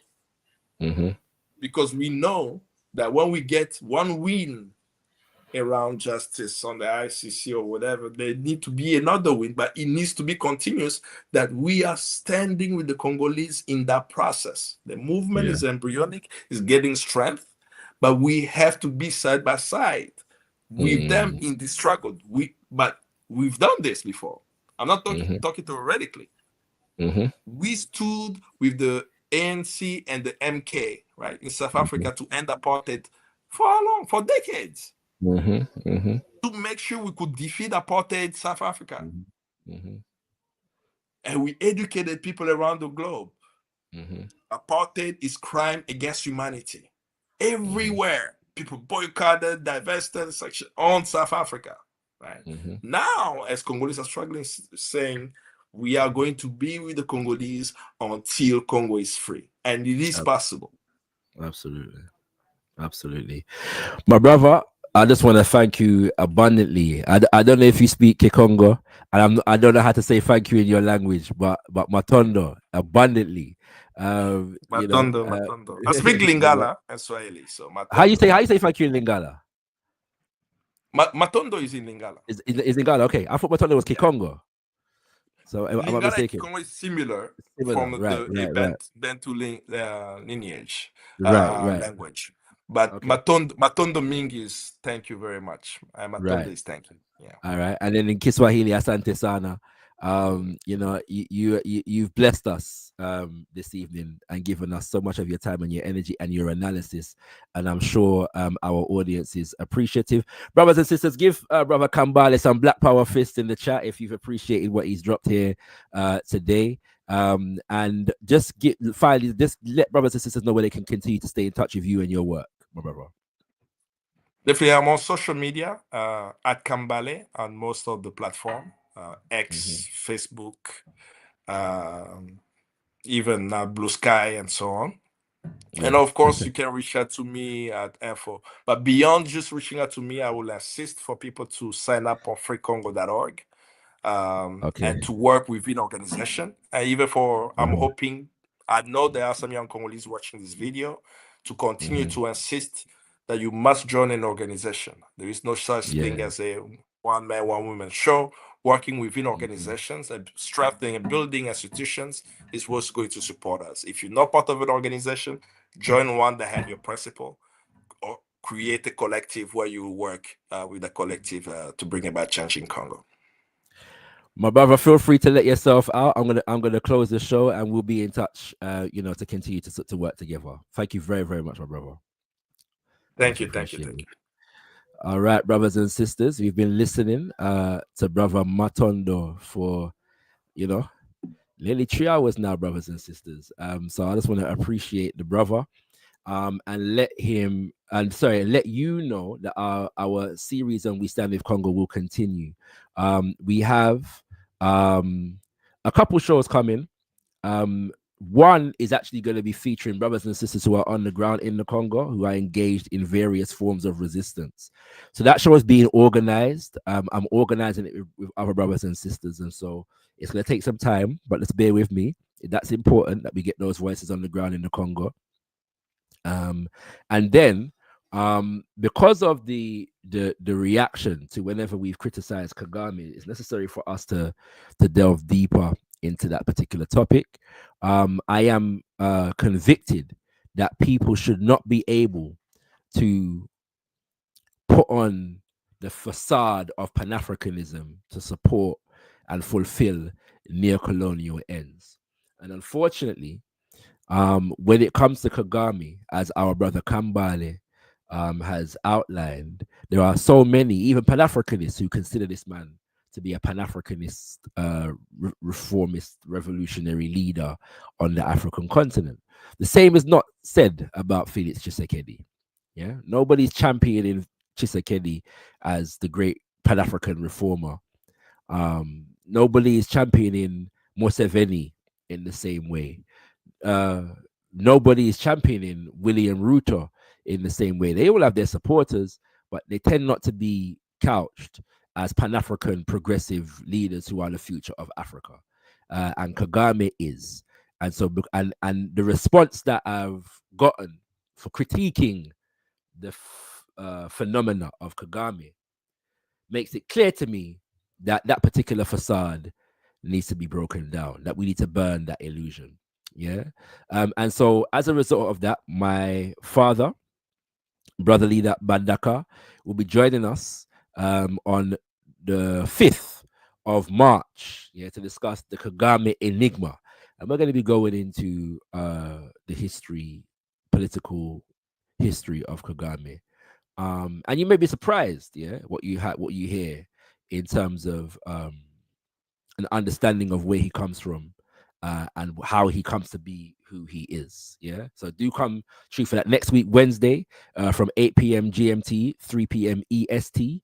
And we will be engaging in this particular conversation. And then, as happened last week, I had a conversation with Brother Heru Afori Atta, who is a supporter of Kagame in many different ways. And so we did say we're going to reconvene another conversation. So part 2 of our conversation will take place on the 2nd of April.